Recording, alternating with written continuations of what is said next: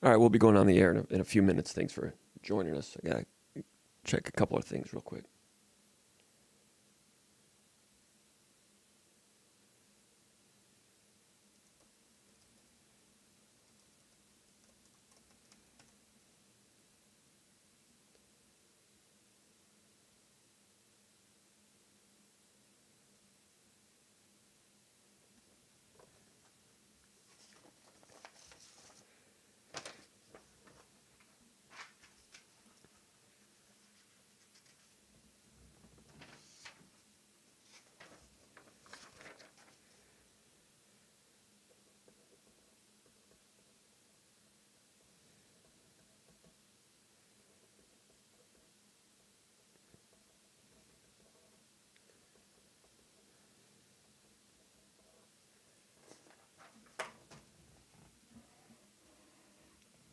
Going with some decaf here. Don't get excited.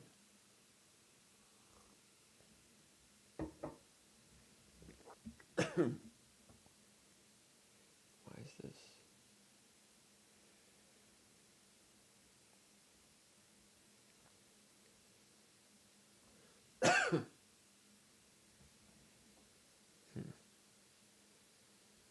Already seeing some problems here.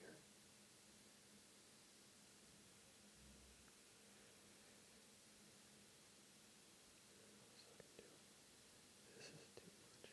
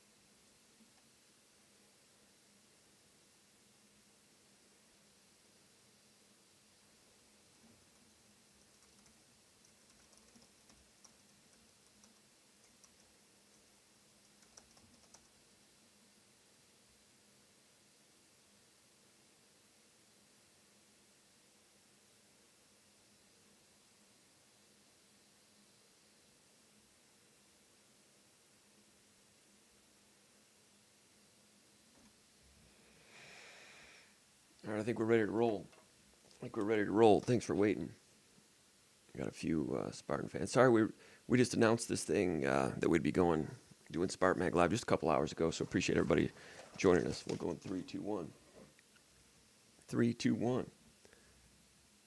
What day is it? Thursday already?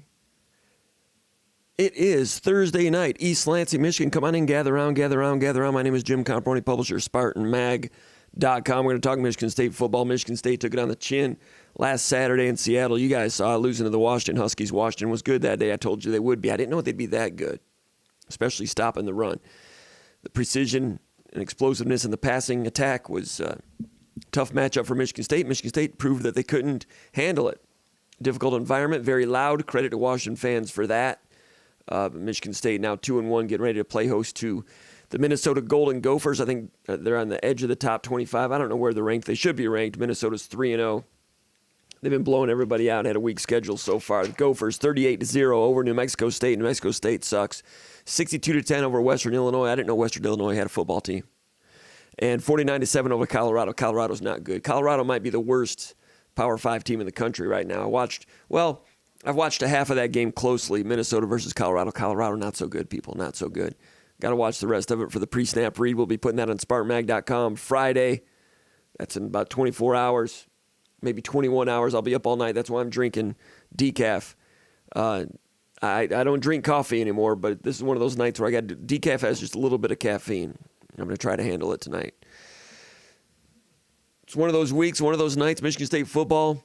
Not good last weekend. We got a lot of questions coming in, posted over at the Underground Bunker message board at SpartanMag.com. My name is Jim Comparoni, publisher, SpartanMag.com. SpartanMag.com is the source of Michigan State sports, football, basketball, recruiting. Over at the Underground Bunker message board, we invite Michigan State fans, Spartan Maggers, subscribers to post questions, and we field those questions here every week, mailbag style.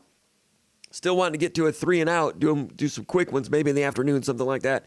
It was a difficult week this week. Last week was difficult also, trying to get ready for the travel. And then Sunday travel, ran into some snags, some bugs. It was 19 hours from the time I left my hotel room to the time I got to my door here in East Lansing, Michigan, 19 hours. Got home at about 6:30 in the morning, 7 in the morning, saw the kids go to school. They're not kids anymore. They're basically grown-ups. But anyway, then I went to bed, so that shot Sunday, because I traveled all day Sunday. Monday, I didn't get out of bed till 3 in the afternoon. Conradine covered the press conference. I caught up later. Tuesday, press conference. And then Wednesday, got a few things done. Now it's Thursday. So I lost a day and a half that I normally would have if it were a home football game or something a little bit more easy to travel. So that's why we're doing this on Thursday. Would prefer to do this like Tuesday night, possibly. I don't know if I'll be able to pull that off or not. And maybe throw in an afternoon thing on a Wednesday. That's my goal. I don't know if we'll get to it, but we're coming to you late in the week, which is not ideal. We would like to have these things posted earlier in the week so that people have more time to chew on them. But anyway, questions over at SpartanMag.com. We'll have questions over here in the comment area. Give us a thumbs up. Subscribe to the channel. Go to SpartanMag.com. We'd love to have you a subscriber over there. Also, if it feels so inclined, throw a tip our way. You can do the PayPal thing. The PayPal link is right there. Give that a shot. That's a little bit more of a direct thing. We prefer that, and we really appreciate it. Let me know if you do, and we'll sign the applause for you if you do the PayPal thing as well. We really appreciate that, and all the support we get for the Maggers all over the country, all over the world. We will be hearing from a number of them today. Also, hope to have a guest. We'll see if Big Mooby, if we get a hold of him, he's supposed to call in about 15 minutes. And we'll be talking Michigan State football with him. Let's go to question number 1. Mark from Cascade Township. He says, will Michigan State be able to slow down Minnesota's run game without Slade? He asks. Jacob Slade did not play last week, did not play basically the second half against Akron. Without Slade, it'll be more difficult. Without Xavier Henderson, which looks like it's going to be the case, more difficult. Without Darius Snow, which is the case, out for the season, more difficult. Taking away arguably the best players, each your best defensive lineman, possibly best linebacker, best defensive back against the run. Basically, Michigan State playing without 4 of the top 10 players right now.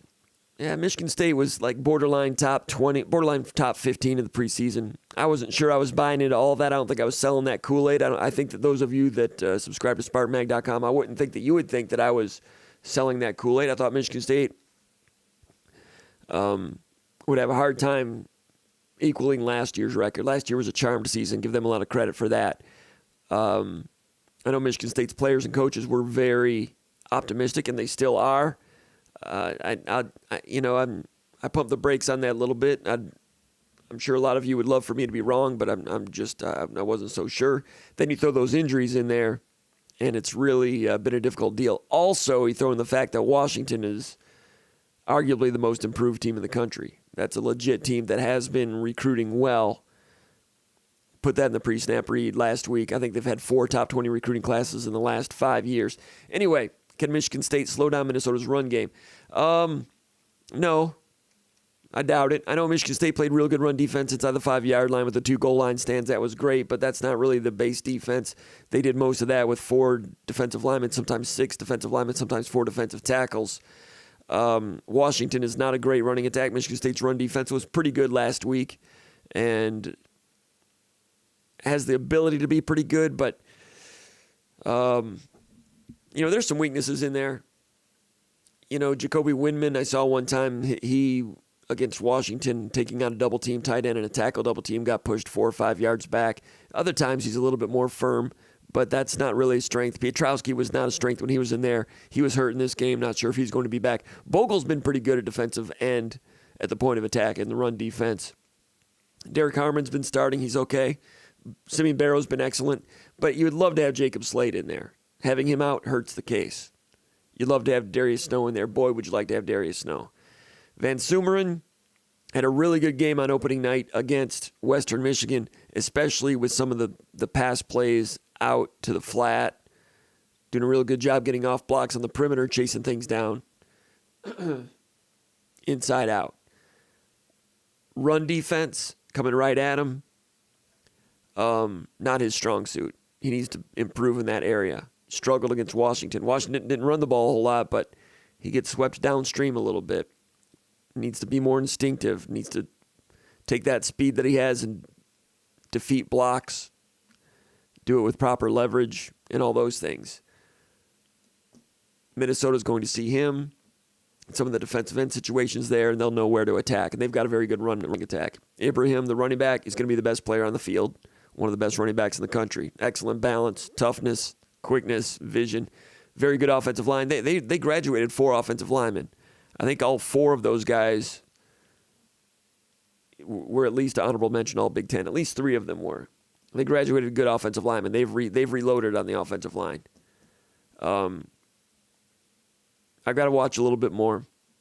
But it's hard to get film of Minnesota against quality opposition when you're going against New Mexico State, Western Illinois, and Colorado. Colorado had a defensive tackle, 275 pounds, number 91, that was it wasn't 91. It was 31. I got it in my notes somewhere. Anyway, he was not firm against double teams, got swept out of there a lot. So it's kind of hard to judge, but I'm not sure Michigan State's ready to saddle up and contain it. I'm expecting Minnesota to rush for at least 180 yards. We will update that in the pre-snap read Friday when that goes out, but that's going to be difficult. It's going to be, I was talking to Ron about this. I think he disagrees with me a little bit. He expects Michigan State to show up and run defense. Maybe they will. I mean, Michigan State can show up and run defense and play good run defense and still give up 145. That would not be a bad day against this team. All right, I don't want to make them sound like, the Oklahoma Sooners of 1978 or anything, but it's a good running attack, and Michigan State, with the bumps and bruises, it's going to be difficult. Other things going to be difficult. I mean, Minnesota's coming in 3-0, the best team in the Big Ten West. They've never won a division championship. They've never played in the Big Ten championship game. They're smelling it now. I mean, I know they were 9-0 about 3 years ago, and they took on Penn State in a big, colossal showdown game, beat Penn State that day. But then they didn't finish. They lost to Iowa, lost to Wisconsin, did not go to the Big Ten championship game that year. Went to a bowl game and beat Auburn in a bowl game, which was nice for them. But this is their chance with Iowa being a little shaky and Wisconsin being shaky and Nebraska out. This is the year for Minnesota to do it. They do not play Ohio State. They do not play Michigan. Michigan State is their toughest crossover game, so they are seeing blood. They're smelling blood. They're catching Michigan State at a good time. So Minnesota's going to come in with prove your manhood, focus, and energy and enthusiasm. It's going to be a huge game for Minnesota. It's a big game for Michigan State because they need to defend their territory. They need to get back in the human race a little bit. But Minnesota with a different energy, that they lost their receiver Ottman Bell. That's going to hurt them. They're more of a ground attack though. I mean they'll RPO you, and Tanner Morgan. It's kind of okay. not great. Didn't do well the last 2 years without Chiraka. Chiraka's back as the offensive coordinator now. They've got a good feel for one another. He's solid, but that's not my final answer on this. I've got to watch more tonight, and then we'll do pre-snap read tomorrow. But can they stop the run? Can they slow it down is the question from Mark in Cascade Township. Can they slow it down? A little bit, but stopping the run's going to be difficult. That's part of the game this weekend. Question number 2, Matt from Springfield, Illinois. What happened to Michigan State's running attack on offense against Washington, and can it be fixed this year? The answer to that, thanks for the question, Matt. There'll be some games when Michigan State runs the ball well. Berger and Broussard struggled. I said back in the summer, Broussard needed to show that he can be durable. Durability, thing's a little bit of a question there. Berger, he's kind of getting gimped up already as well. Elijah Collins came in, had a 1-yard touchdown run, has looked good in other games. He might get more playing time here going forward, but the problem is not with them. It's, the blocking has been good all season. It was not good against Washington. Washington's defensive front surprised me. Now, in the pre-snap read, I said 99-91, and those guys, I don't know if they played a ton, but 91 was in there making a big impact early in the game. The safety, he pushed back. Carrick bottled up Broussard on that one. I mentioned that those defensive tackles did not, impress me necessarily against Kent State, but I said whether or not Michigan State can establish the inside zone against those guys would be key to Michigan State getting involved in a shootout. I thought Washington was going to throw for 300 yards. I thought they were going to score 30 points. That didn't surprise me. Michigan State needed to score 30 to keep up. And Michigan State could not keep up unless they got the ground game going. Never got the ground game going and had a lot of difficulty keeping up on the scoreboard.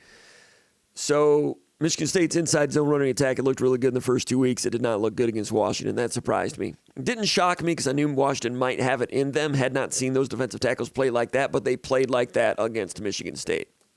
Interesting quote from one of the Washington defensive players. He said the crowd noise just got his legs going, and there were times that he was running as a pursuit defender, and he didn't even feel his legs. He was just flying because of the crowd noise. So the crowd noise not only hurt Michigan State in terms of communication, it lifted the adrenaline level of Washington. Now the visiting team is supposed to use that noise to their advantage, but man, it was loud there. Loudest stadium I've ever heard. Loudest college stadium I've ever heard.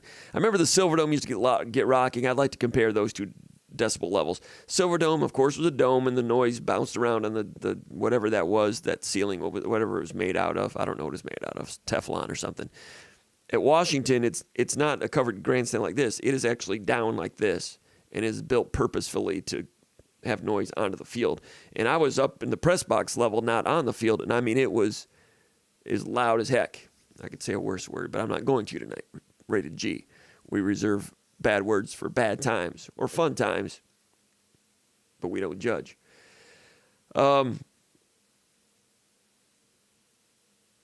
Offensive line, the defensive tackles, Michigan State, in a nutshell, Michigan State had trouble with their inside zone getting movement on double teams. And when offensive line, offensive guards were not involved in double teams and were man up against two gapping, number 91, one time in key plays, pushed Carrick back to the backfield, safety. There was another time on 3rd and 3, moved Duplain into the backfield, lost of 2, created 4th and 5. 3rd and 3, you run the ball and Duplain's getting pushed back there. That was shocking. Duplain is a good, solid, reliable offensive lineman. Carrick is a good, solid, veteran offensive lineman. For 91, for them, I can't pronounce his name respectfully. I'm not going to try. It's a long name, good player. Honorable mention all Big Ten, all Pac-12 last year. And he didn't play a ton of snaps, but the snaps he was in there, he made an impact. So Michigan State had trouble with inside zone play in general, those two plays, but also other plays. With inside zone, it's a double team, and you want to control somebody and then leave that for your teammate. And then the other part of the double team needs to get out to a linebacker. It's a combo block.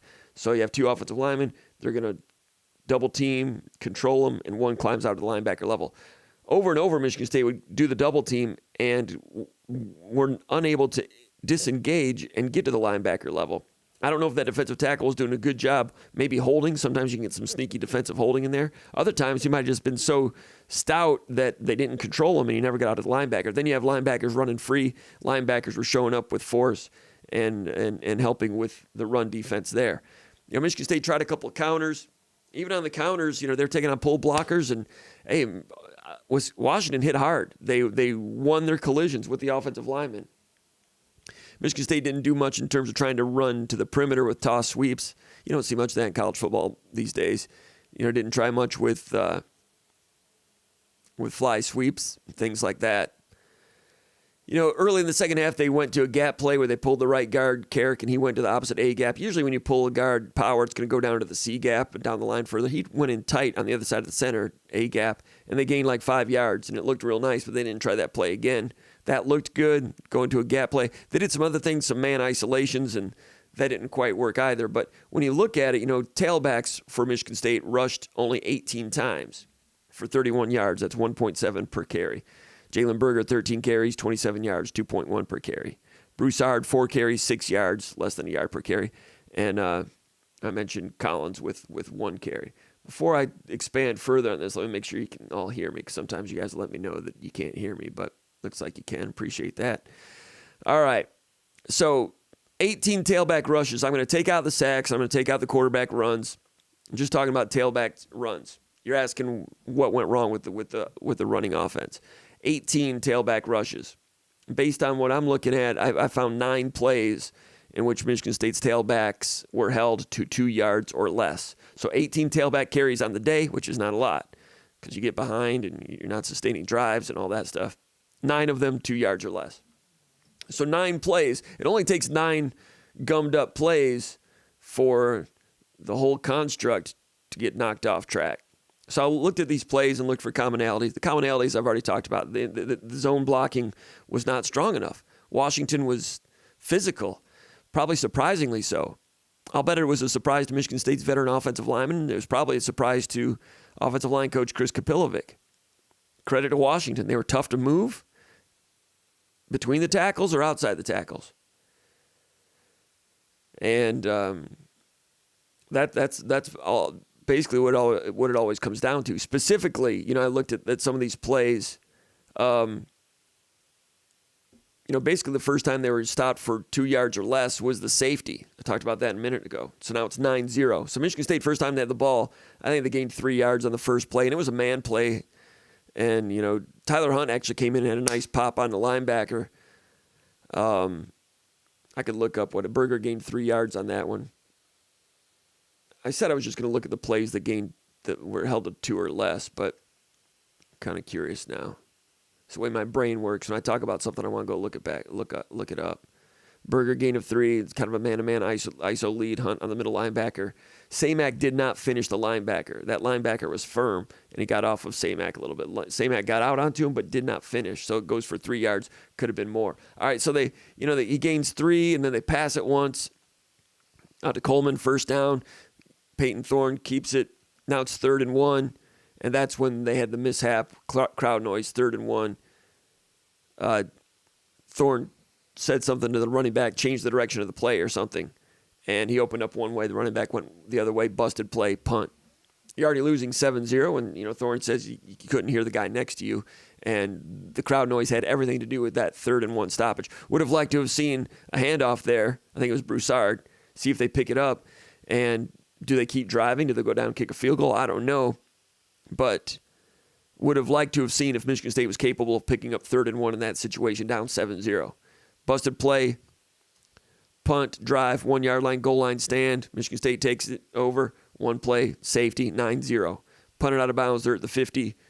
They drive, touchdown, 16-0, and Peyton Thorne has attempted 1 pass. And I'm not criticizing play calling. I'm just saying that's how they couldn't get the defense off the field. It's 16-0. He's 1 for 1 for 10 yards. Now he's facing 16-0 deficit on the road in this crowd noise. To Peyton Thorne's credit, he stayed steady, kept chopping, as it were, kind of brought Michigan State back within 2 touchdowns a couple of times. They needed one big break to go their way. They needed a big turnover type of situation to get it to within 1 touchdown. It never happened. Washington never made the big mistake. And, Washington was close to blowing it open and scoring 50 points. We all know that, were it not for those goal line stands. And even with Thorne threw the 1 interception deep in their own territory midway through the second half, Michigan State's defense stiffened, forced a field goal. So credit to Michigan State's defense in the red zone. That was solid. But anyway, it's hard for the run game to get going when all of a sudden you're behind the 8 ball like this, and it's a crisis, emergency, panic situation. Michigan State didn't panic much. Some players weren't completely themselves, in my opinion, but for the most part, Thorne was good. What was he? 19 of 21 for 1 point, threw for well over 300 yards. Anyway, the question was about the running attack. And, looking under the hood here a little bit more on this game. And I'll stop right now for a second because people are going to be wondering, why are we still talking about the Washington game? I want to hear about the Gophers. Well, before we can talk about that game, we need to know more about your team, Michigan State. And we need to know what's right and wrong with them. We got to look under the hood, see what's wrong with the engine before we can talk about the next game. Because people are going to wonder whether Michigan State's capable of winning that game. Before we start even talking about that, need to have a better construct on what's going wrong with Michigan State. That's why we're doing this. If you don't like it, go watch cartoons or something. All right, so it's 16-0. Michigan State has the ball back. First play of the drive, outside zone. To the strong side, short side, no gain. Jeremy Bernard missed a block on that on the corner. The corner read it quickly, flowed fast. The cornerback was the initial hit on that. So it's an outside zone to the strong side, short side, and the corner makes the play. Credit to Washington. Wide receivers got to make a block on that. No block, no rock. Would Jaden Reed have missed that block? I don't know. Jaden Reed's a very good blocker. Freshman missed a block in his hometown there. All right, next running play. First 10 at the Michigan State 32-yard line. This is one of those situations I suspect that was one of the inches that Mel Tucker was talking about, death by inches. Like so many times this much on this play, that play, that play, that play, and it blew up play after play. Now, I wrote something about this a few days ago. When he said death by inches, he doesn't mean that they were like the receivers were open by inches. We all know there were plenty of times when the wide receivers were wide open. He doesn't mean that they just made plays by an inch. He means that something happened just here and there before the ball was even in the air that uprooted some plays. This was one of them, I suspect, in the ground game. I'm not sure what this was supposed to be. And it ends up, I don't even know who the running back is. Probably Berger. But it's an outside, it's inside zone blocking, and the handoff is an outside zone angle. The defensive end knifes through the, DJ Barker, Horst double team, tight end, left tackle double team. Defensive end knifes through, spills the play. The corner is unblocked because Jeremy Bernard is stalking inside to a linebacker and leaving the corner unblocked. So Bernard is blocking it like it's an inside zone, I would say, and the wide receiver is leaving the cornerback unblocked, yet they're running a zone, outside zone. That play just looked like it was fouled up. Crowd noise? Maybe, I don't know. It's 1st and 10, but it looked to me like it's inside zone blocking, and the backfield ran an outside zone. Wide receiver leaves the corner unblocked, and I don't know what that's supposed to be, but that was one of the 9 plays.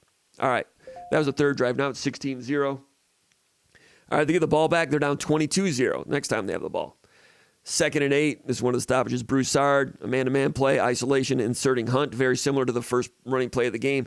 Brian Green now in at right guard. He did not sustain his block. Brian Green initially was okay against his man, number 68, but 68 got off of him and made the tackle.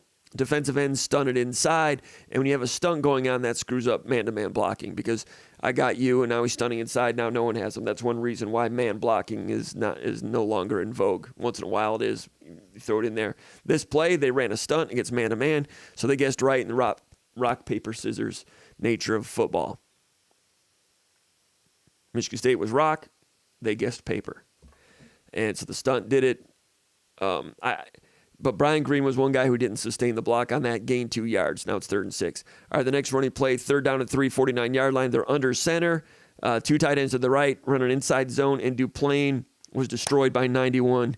That was one of the play I mentioned earlier. 91 is 2-gapping, head up, moves him back 2 yards, bounces the play, and the player loses 2 yards. Now it's 4th and 5. Michigan State picked up the 4th and 5. At this point, it's 22-0. Michigan State's already in crisis mode, and they're going for it down 22-0. Near midfield. But Duplain, you don't see Duplain get blown up like that. And that 91, he's 6'1", 305 pounds. He's not huge, but got low and yoked him back there. So that's what happened on that play. You're wondering what happened to the ground game. I'll stop right now and say they're going to be facing a lot of good defensive tackles throughout the course of the season. But these guys are proven. Samac, Duplain, Carrick, Horst. These guys are proven. Spencer Brown is getting there.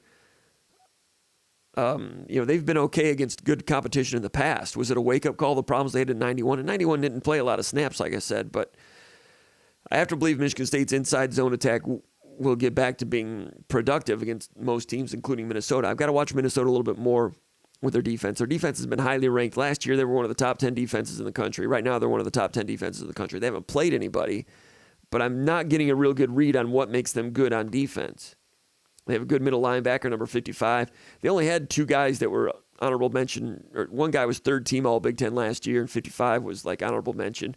They had three guys. I think two guys were third team, and one guy was third team, two guys were honorable mention. That's it on a defense that was nationally ranked. Of those three, two have graduated. The only one that's back is 55, middle linebacker. He's pretty good. Solid guy. 6'3", he's got some size. Got some quickness.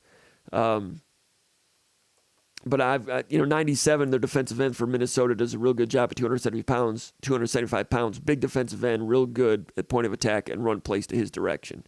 I can see that. The rest of it, I'm still trying to figure it out. Anyway, 3rd down and 4. We've got about 3 or 4 more plays here. At the 8-yard line, late in the first half, under center, 2 tight ends, bunch to the left. Jalen Berger gains for 2 yards. Barker was up on the line of scrimmage versus number 3. I'm not going to say the names of these guys. It doesn't matter. I don't care. Number 3, Jersey guy, because they play a lot of defensive linemen. Number 3, defensive end, long arms him and caved Barker back on that play. And could Tyler Hunt possibly have joined Barker to combo that guy? You don't see the tight ends combo guys very often. I've never seen it, actually. But Barker kind of got rocked on that play, and it ends up going for a gain of 2. Was that 4th and 2 down there? I don't know what happened. I don't remember what happened after that. But that was an inside zone play. Inside, Samac and Duplain, they had a combo block going, and they were okay. Horst was okay, and Green was okay. But Barker, who had a really good game and blocked pretty well once in a while, on this one, he got controlled. Like they always say, you can block something real well, but it only takes one slippage in one area. All right, second half. First drive of the second half. First play of the second half. Berger held to a gain of 2 on a counter. They pulled left guard, left tackle on a counter. The play side defensive end pinches in. I think it's 58. All these guys played better than they did against Kent State. 58 was okay against Kent State. He was excellent in this game. Number 11, their linebacker, he was okay against Kent State. He was terrific in this game. Terrific in terms of selling out willfully to win collisions. If you win collisions at the proper angle, that's what defense is all about if all 11 guys are playing with one brain. 58 comes in, pitches in. Now you got Duplain pulling as a left guard. 58 takes him out, bam, and he just log jams the play by just winning that collision with Duplain. Duplain is pulling, lost a collision. Defensive end, very good technique, delivering the timing of the blow, the force of the blow. Won the collision, comes up the play, gain of 2. So it's not an inside zone. They're running a counter. And, Michigan State's trying to reassert something in the second half. Washington knows it. Washington's like, okay, first play, second half, we're going to right back to where it's been. Won that collision. All right, they go down and scored. Next time they have the ball, second drive, this is the next time they were held to 2 yards or less. Berger, inside zone, loss of 1. This time Spencer Brown missed a cut block on the linebacker. They've been doing that a little bit as part of the inside zone, cutting the backside guy, and Brown is still trying to become proficient at it. We'll see whether they continue to do that throughout the course of the season or not. Then it goes to 3rd and 6. All right, third drive. This is the next time that they were a tailback was held to 2 yards or less. Inside zone, Berger held to a gain of 1. Samac and Green's at right guard. Double team, did not budge. Defensive tackle number 68. So gains 1 yard. What went wrong? Inside zone, didn't get movement on the double team. So he didn't move. Linebacker's free, comes up the play. I think that's all of them. I think that's all 9 plays. So it's different players, different times, losing different battles, different collisions. Inside zone counter, ISO, could they get more into some gap play stuff? Would that help? I don't know, but I just think Washington, one thing I said in the pre-snap read is Washington's been recruiting well, and you go over their starting lineup, and there's a lot of 4-star guys in that starting lineup. How they ended up as bad as they were last year, I don't know. They fired their coach, Jimmy Lake. I don't know that. I don't know what the problem was last year. Their offense was terrible. I don't know why or how. They didn't have Penix, but The rest of the outfit, I'm not sure what the problem is, but that's a pretty good team. I tend to be wrong on these things. In the Pac-12, a lot of times if a team ends up, off to a good start, they get a good record, and they get knocked off by Arizona. They get knocked off by Washington State. They get knocked off by Oregon State. It's hard to the Pac-12 for the last 30 years has been just a mosh pit of tall poppy syndrome, which means anytime anyone is good, it gets knocked down. I understand that, and you get night games in the Pac-12, and it happens at midnight, and upsets happen. But I'm expecting Washington to be 9-0 when they play Oregon, whenever that game is, late October, whenever it is, early November. Maybe I'll be wrong, Pac-12 tall poppy syndrome, or maybe I'll be wrong just because I don't know what I'm talking about. But I think Washington's pretty good. I think the quarterback's pretty good if he stays healthy. Let's go over here to the comments area. Let's see here. Kind of expected Ron to call in by now.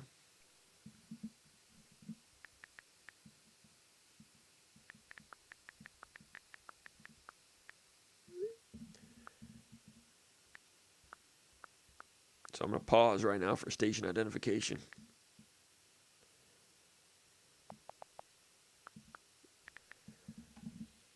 We don't have stations. I'm just saying that. 439 1158. We're not going to open the phone lines necessarily to all y'all, I don't think, but we got a lot of material to cover. Let's go over here to the comments section. We got Eric M. from Roswell, Georgia. We got the Make the Best of What's Still Around. He's in. Clark Merrier is here. John Elke is here. And Gordon Tonona is here. Nobody said where they're from except for Eric M. from Roswell, Georgia. Brad Fashenko is checking in from Austin. I'm going to put Fashenko in the starting lineup because you guys didn't say where you're from. So Fashenko's running the point. The guy from Roswell, Eric M., that's my shooting guard. Make the best of what's still around. He thought he was first, but he's not. He's second, which makes him first loser.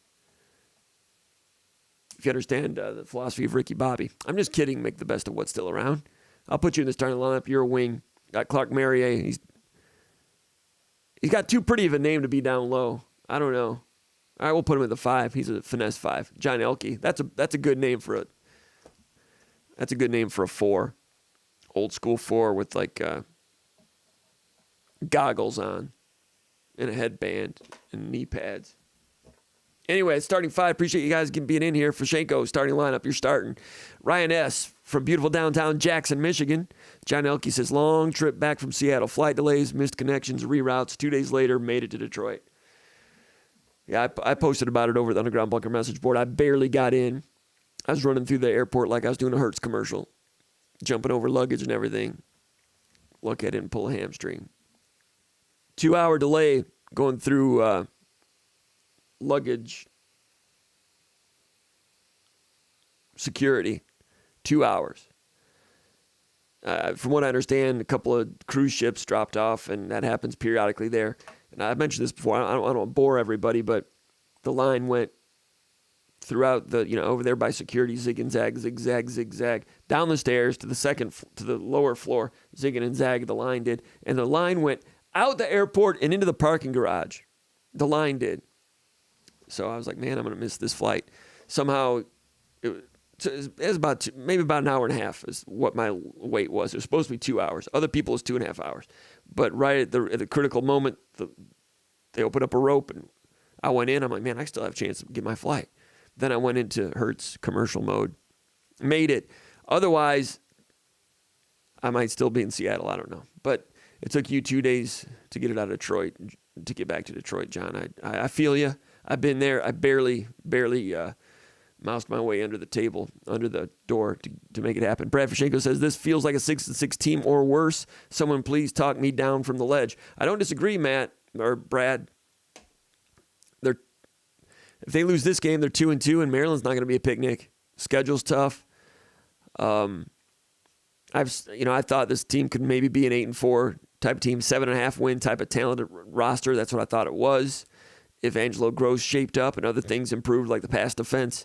But if you'd have told me back in July that Michigan State what would their record be without Xavier Henderson, Darius Snow, Jaden Reed for who knows how long, and Jacob Slade being banged up, that would have been that'd be 6-6 team at best. I don't know how long those guys are going to be out, Reed and Slade, that'll have an impact on how they end up. Eric M. says, hey, Comp, what's your gut feeling on how the Minnesota game will play out on Saturday? Gut feeling, I'm expecting Minnesota to win. I've got to look into it a little bit more, obviously. But just basically, Minnesota's played weaker competition. I mean, Michigan State played one good team, but which team is playing better right now? Minnesota is. Now, that can change on Saturday. We'll learn more about both teams at that time. I think Michigan State's going to have an edge at quarterback. I think Michigan State's going to have the edge at wide receiver. Minnesota is a good team. They're not ultra talented, but they really have their crap together. And I'm still watching it, so that's not my final answer. You have to check out the pre-snap read for what I think. But in the pre-snap read, I really don't do predictions. I just set it all out of what I see and let the reader take that information and figure out how they want to translate it all. But I will say what my expectation is, but I don't do predictions. I don't predict this is what the score is going to be. I'm going to say this is what I'm expecting is going to happen. I'm expecting Minnesota to win. Is there a difference between an expectation and a prediction? I kind of feel like that. That's what I'm expecting. And how I cover the game is based off that expectation. If Michigan State wins the game by 4 points, people might say, oh, okay, they beat Minnesota. I'm going to be like, no, dude, that is a big win. Because that wasn't my expectation. It might not be everybody else's expectation. If Michigan State had beaten Washington, I would have said that was a big win. And I said prior to the game that if Michigan State beats Washington, I'm not sure that win would get as much respect as it should because it was going to be difficult. Washington with the passing attack was good, but Washington ended up being even better than I expected with the way they stopped the run. That was something. That makes them an even better team in my eyes. All right, let's get back over here to the questions in the mailbag. Got Spefton in East Lansing, Michigan. He says there's been a lot of talk about firing this coach and that coach here on the Underground Bunker message board. He says, Hazelton, Barnett, even Tucker. He says, can you do an object? I've not seen that. I didn't see that kind of, excuse me. I didn't see that about Tucker. That'd be ridiculous, of course. He says, can you do an objective evaluation and at least tell us, based on performance, which coaches are not getting the job done? Maybe you could rank the coaches from most successful to most fireable. Most fireable? Dude, they went 11-2 last year. They're 2-1 this year. They lost one game. Now, I agree, some of the trends are a little bit troubling. And I just said I'm not expecting them to win on Saturday. But, dude,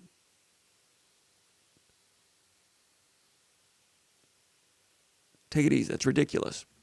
But to answer your question, evaluation, Scotty Hazelton, defense coordinator, needs to turn this defense around. And they've been blowing leakage and spillage for a couple of years, and it needed to get tighter, and it wasn't in this game. That's cause for alarm and further evaluation, but he needs to do better, and he knows it. Question number 4, Lonnie from Farmington Hills says, give us your grades on the defensive coordinator past to present. Will he be here next year? Next year? Our year 1, that was kind of a mulligan. Last year, pass defense was shaky, it was shoddy, especially the last 1/3 of the season. Linebacker spacing wasn't good. You had some individual beatings here and there, but a lot of miscommunications. Got rid of the cornerbacks coach, solidified some things, made some coaching changes back there, but communication still was a problem. Last week, there were some peculiar breakdowns, and it was unsettling. There were some breakdowns, a lot of breakdowns, 397 yards passing, but and there were strange varieties of it. You know, those little leak passes to the tight end were especially troubling in my opinion. There was a 4th and 5. They ran a little late leak to the tight end for 18 yards. And on that one, you know, Van Sumeren is dropping. This is just before halftime. Key drive, key point in the game. Michigan State had just scored a touchdown to cut it to 14. And Washington gets it with like 1:40 left, goes down, scores a touchdown with 4 seconds left. Key point in the game. If they don't score there, Michigan State gets the ball first. Theoretically, could come down Score touchdown, cut it to 7. Michigan State did drive and score to open the second half. Would they have done that if it had been a 2-touchdown game? Maybe so. I don't know. But if you hold Washington there, you get the ball first, cut it to 7, brand new game. Key drive for Washington to go down there and score. And it's a key play in that drive. It's 4th and 5. Michigan State's in cover 4 zone. And no, this is not the one where he there was one.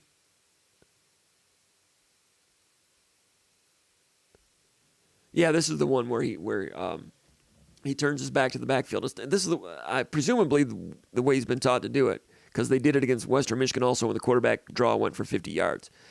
A middle linebacker turning his back to the backfield to drop into coverage. I don't know. I mean, people say this is the Alabama defense and the Georgia defense. I don't watch all their games, and I'm not sure everyone on the staff is in agreement with that particular way of doing things. It's 4th down and 5. Just outside of the red zone. You've got your middle linebacker turning his back to the backfield to drop into deep coverage. And I don't know. Maybe he got, I don't know. It did. The plan, not sure. Or did he get it wrong? Not sure. I think he's doing what he was coached to do. That's my guess. It's cover 4, 2 deep safeties. He is like bracketing the number 3 receiver, turns his back to the backfield and follows him all the way to the deep middle. I mean, you've already got 2 safeties back there. I could see playing that defense.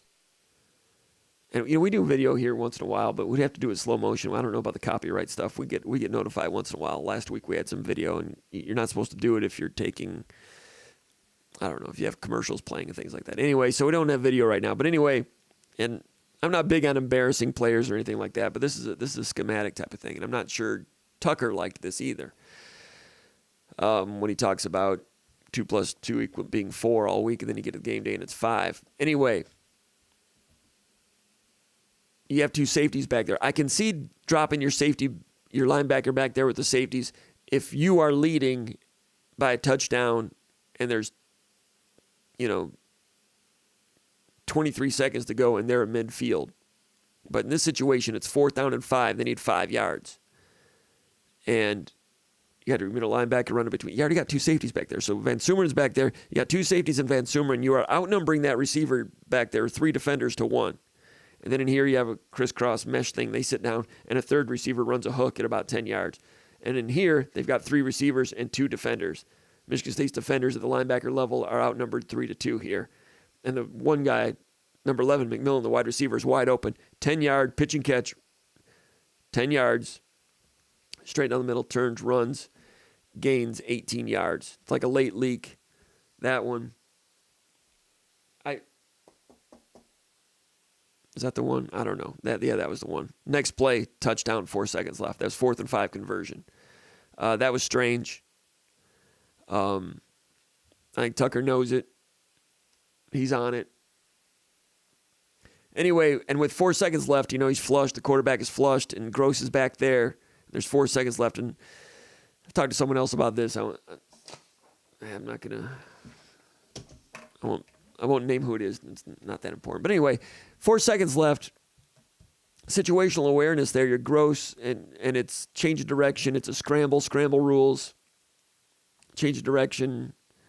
Did Gross anticipate the change of direction well enough? I'm not sure. Should he have just tackled him? If you tackle him, it's holding. And there's 4 seconds left, and they probably kick a field goal. Situational awareness, end of a half. Take a pass interference. Are they gonna try to, from the 15-yard line, throw a fade, all or nothing, touchdown or nothing, or are they gonna kick a field goal? Probably kick a field goal. In that situation, pass interference is a beautiful choice. Gets away from them, touchdown, 29-8 at halftime. And that made everything that much more of a steep uphill climb. There's some other things,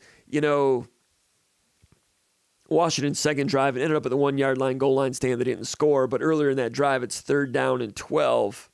Michigan State's bailing corners, including Amir Speed, to like 15 yards. They throw a hitch for like 13 yards. That's a really deep, soft, conservative bail. Surprised me a little bit. Did he do it wrong? I'm not sure. Was that one of the death by inches? I'm not sure. But later, he was squatting a little more aggressive. And then later in the game, I think like 2 possessions later, Washington, I think, knew that he was going to be squatting a little bit more in cover 3. And first play of the drive, they saw cover 3 and just ran a go route anyway. I didn't see whether it was a hitch and go, but it's strange to see cover 3 and the receiver just jets past it, threw it deep against the mere speed, and they gained 35 yards.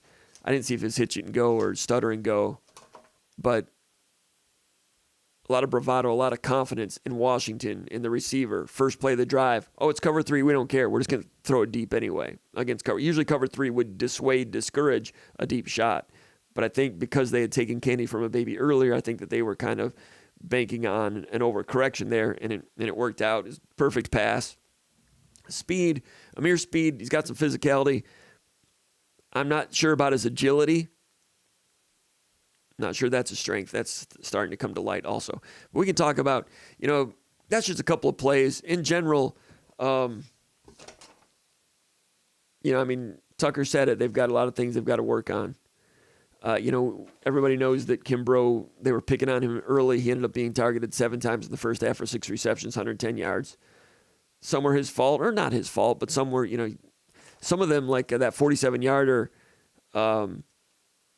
it was tough because of the switch release. Would he have been better served if they banjo that thing and area it and switch it off? I'm not sure, but they went after him, and they got a 22-yarder on him like on a wheel route. But also, there's a 4th and 5, a little slot out. That's just hard to stop, that little 4th and 5. But they went right at him.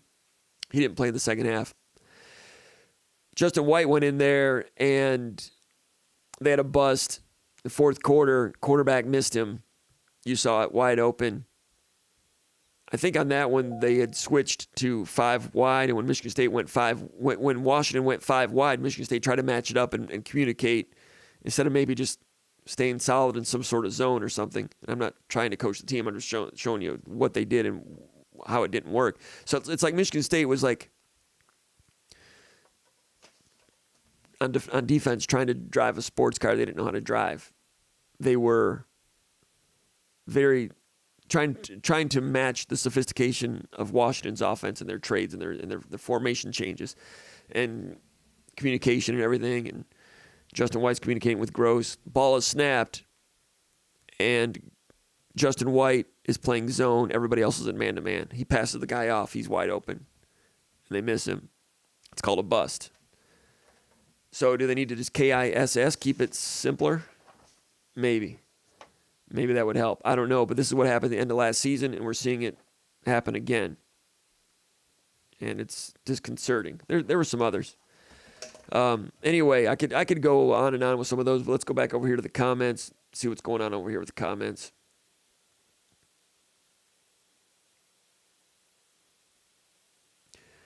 Bill Hujan is in here from Mount Pleasant. Old Tuck, the Bell Cows here from Austin.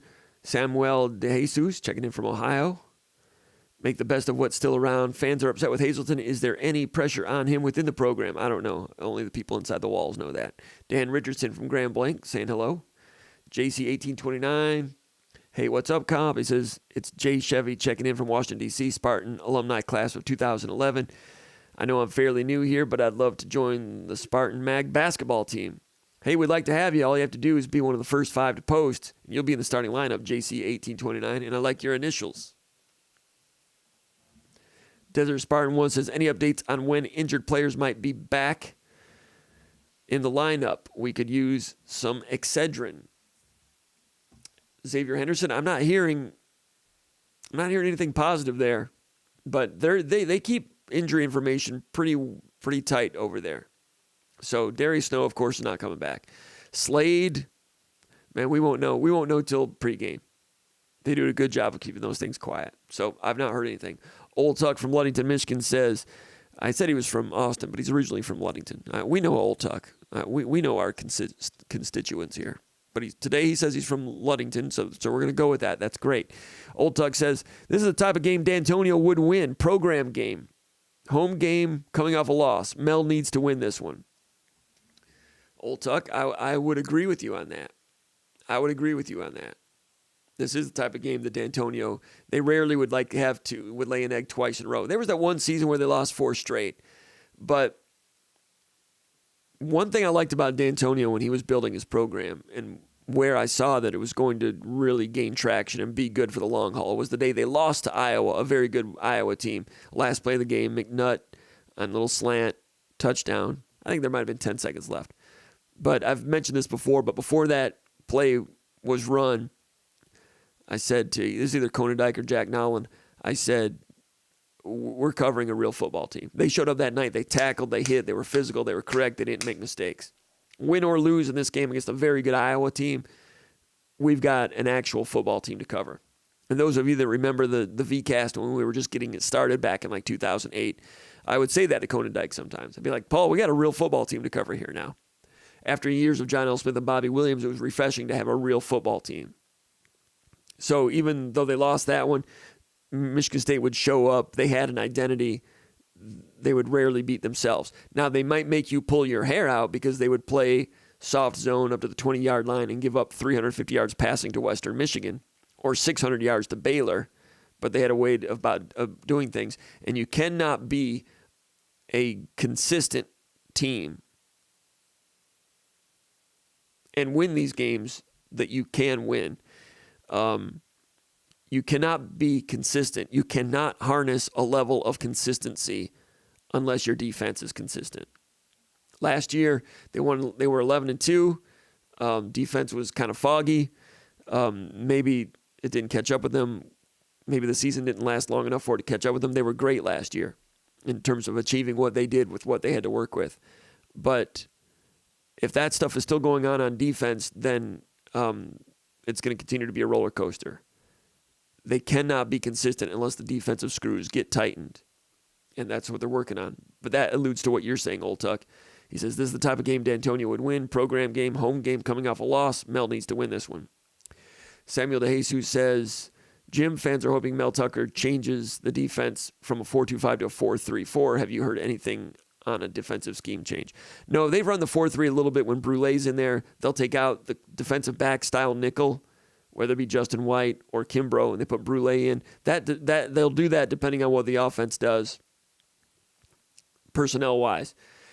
Whether it was Western Michigan, Akron, or Washington, if they came in with two tight ends, Michigan State would come in with Brule. Not every time, but frequently. So when Brule's in the game, it's a 4-3. Now, he might be walking out to cover a slot, but it's a 4-3 because he's a linebacker.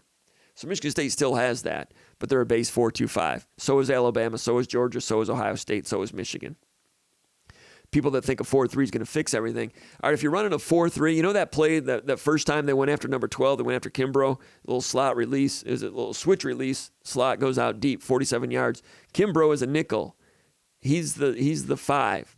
In a 4-2-5, he's the 5. All right, you're playing man-to-man there. Would you rather that guy be a linebacker? Because if you're running a 4-3 and you're playing man-to-man, you got a linebacker on that joker and it's a touchdown over and over and over. Hey, he completed against 12, but having 12 out there gives you a better chance to play against 3 receiver sets. So if you play a 4-3 against today's 3, conventional offense these days is 3 receivers at the least. Some teams will check in 2 tight ends and run some more powerful stuff, jumbo stuff that's considered jumbo these days. But conventional football is 3 receivers. And if you don't have 5 defensive backs out there, someone's going to drag strip you. Some teams still go 4-3, not many. Iowa, I think, still does. I've not even watched them yet this year. I don't know what they're doing. But they'll play their zone, their Phil Parker zone, and they're very good at it, and they know their angles, and they've got it. They're very good at that stuff. Still, they have their trouble against talented teams like everybody else does. Their third linebacker is like a bigger linebacker that can run well, and they have trouble finding a guy to do that.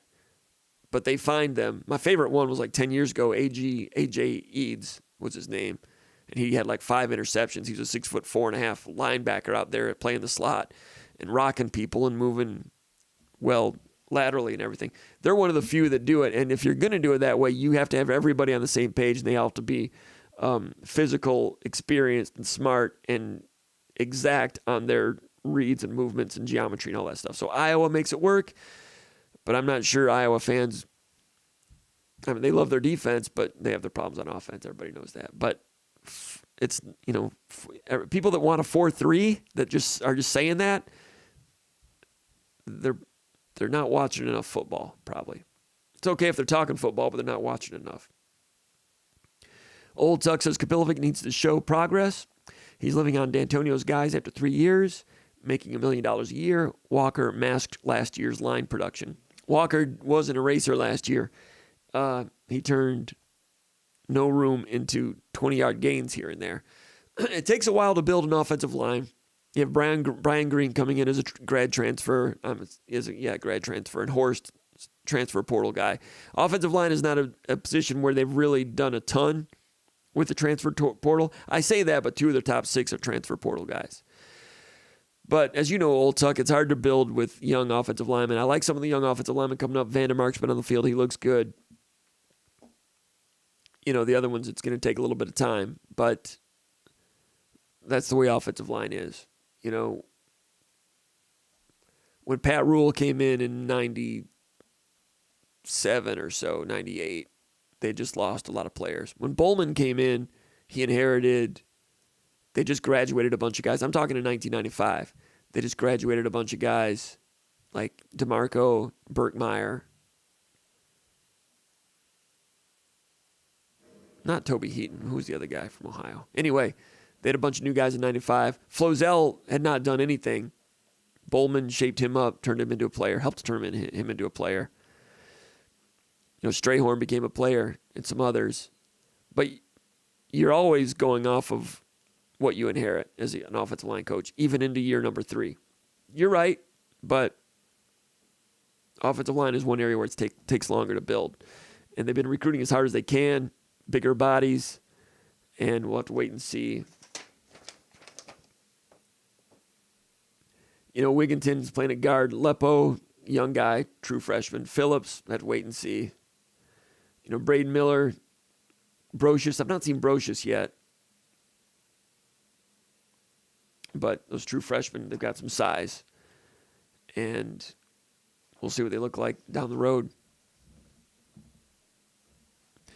All right, so MJ calling in from Hong Kong. Appreciate that. MJ Football First with Big Mooby. Yeah, I'm not hearing from Mooby. I don't know. Maybe he's, I don't know. Earlier today he said he'd be available, but we'll have to run an audible. It's all right. Question number 5. Charles from Alexandria, Virginia.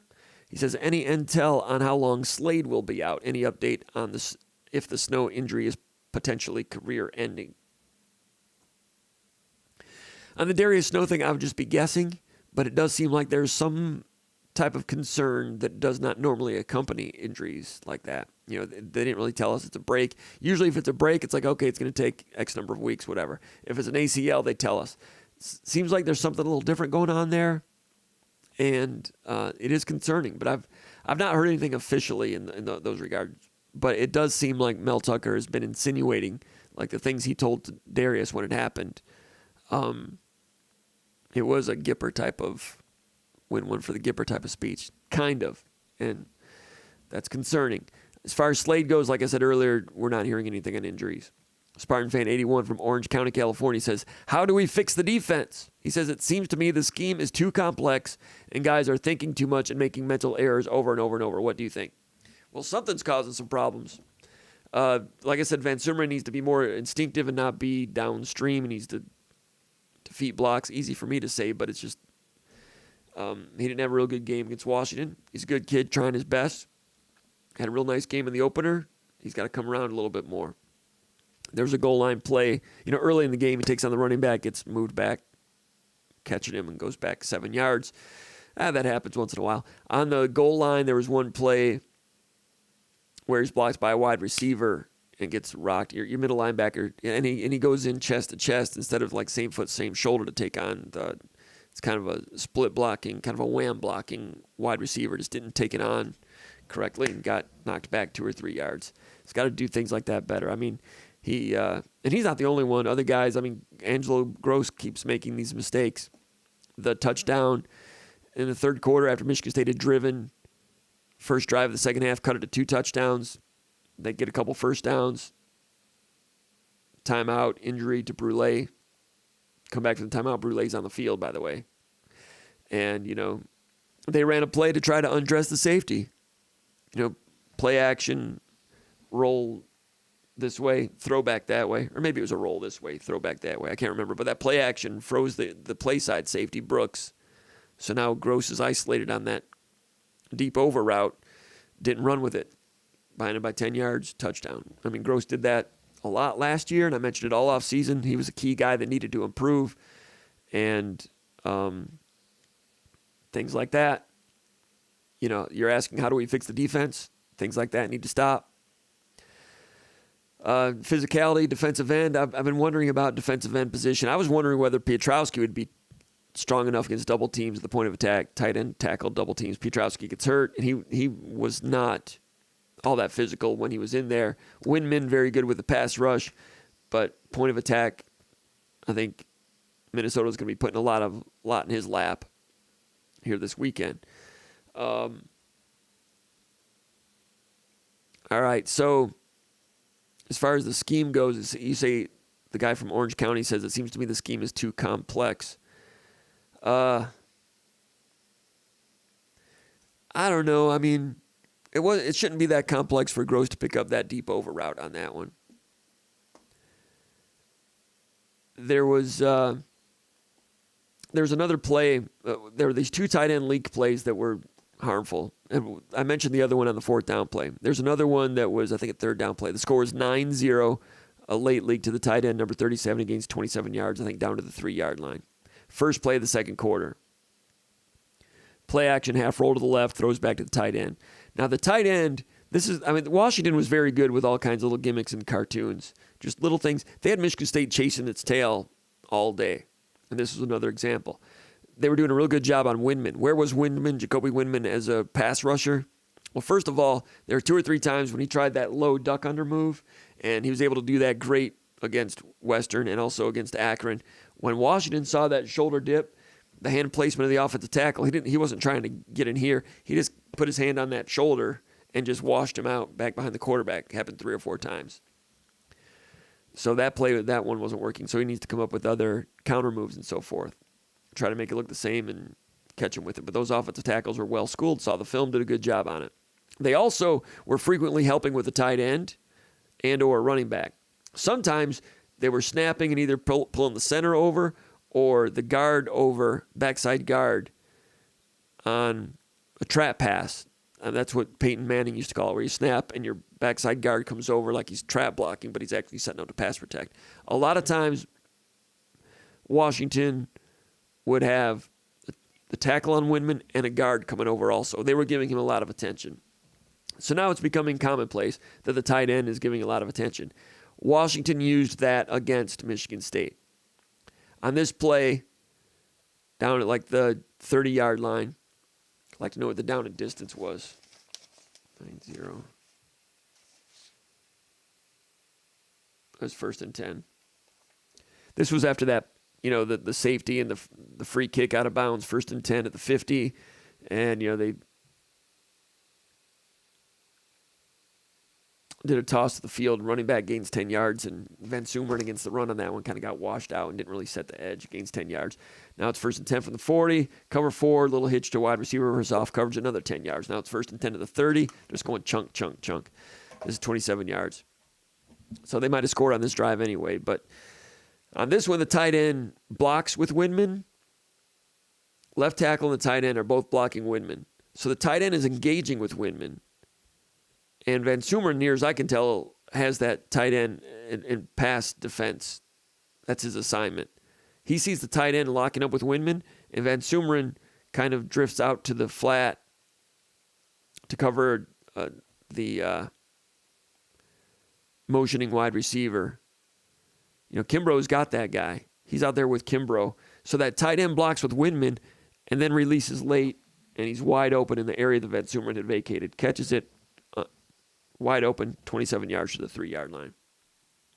When D'Antonio used to talk about the importance of playing square, that's what he means. You can't have your pieces, and you can't have one leaving a void. You got to be square to the ball, all 11 of them. This is an example of not playing square. It's happening a lot. I mean, it's not happening like every single play. It only has to happen 7 or 8 times in a game to blow up a game, or just 4 or 5 times. Call from Big movie. To accept, press 1. To send a voicemail, press 2.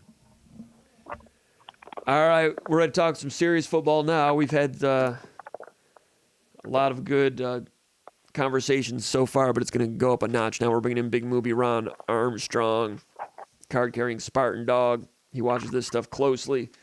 I enjoy speaking with him. I've talked to him a couple times this week. We've been chopping it up a little bit, trying to get to the bottom of things, but it's Michigan State football. Got a good game that's coming up this weekend against the Gophers. I've been talking a little bit about some of the problems Michigan State had, but now Michigan State's got to get it rolling and get it going again against Minnesota. One thing that you and I disagree with, Ron. First of all, welcome to the show, Ron. It's great to have you. Hey, glad to be on, Comp. All right. I'm concerned about Michigan State's running defense in this game. Of course, Minnesota, they churn out a lot of yardage. I mean, they were over 200 yards in the first half last week against a very weak Colorado team. I'm like, man, I just don't know if Michigan State's ready to stop it. But you kind of feel the opposite. You think Michigan State, this is their kind of shooting match that they could or should welcome right now, getting back home, taking on a team that wants to run the ball on them in Spartan Stadium. Am I right? That's the way you feel about that? I'm just I don't want to put words in your mouth. You feel good about that part. Well, I feel better than I do about the pass defense. Let's say that. I feel like if Minnesota, look, I know that's their strength of their game, but I feel like right now we're a bit more competent as a defense and more equipped to defend the run. Given some of our struggles in run fits, we're a little bit more well equipped to stop the run, to defend the run than we are, a high-power pass offense. So some folks were like, hey, let's make, Morgan beat us, great. But I just feel like from a personnel standpoint, from a know-how standpoint, I feel more confident in our team having a game plan that can stop the run than I do a team that's going to spread us out and throw the ball 40 times, 50 times a game. Mm-hmm. So that's where my confidence lies. Now, granted, Minnesota's a different test. They're a lot more physical up front.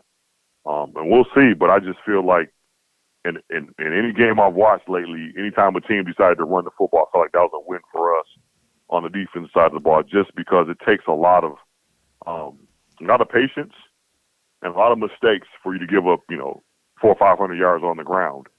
But you can give up that in a quarter or in a half of football, 300 yards in the first half or whatever, mm-hmm. When you've seen a passing team. So. Mm-hmm. I think this is a better, personnel-wise, I think, and concept-wise, I think this is a better matchup for us. We'll see, but I just feel better going in this game than I do against a passing team. I hear you. You'd rather be playing Minnesota than Purdue, for example. Absolutely. Run defense. Purdue Yeah, go ahead. Purdue would shine a even brighter, light on some of the critical errors and personnel issues that we have right now in the back back in the secondary, mm-hmm. Really in the back seven. So yeah. I'd much rather and from a prep standpoint, it's a lot easier to defend, to get ready to face a run heavy team from a prep standpoint. There's only certain formations that you're really going to expect to see. I think the biggest thing is for us to be prepared for play action.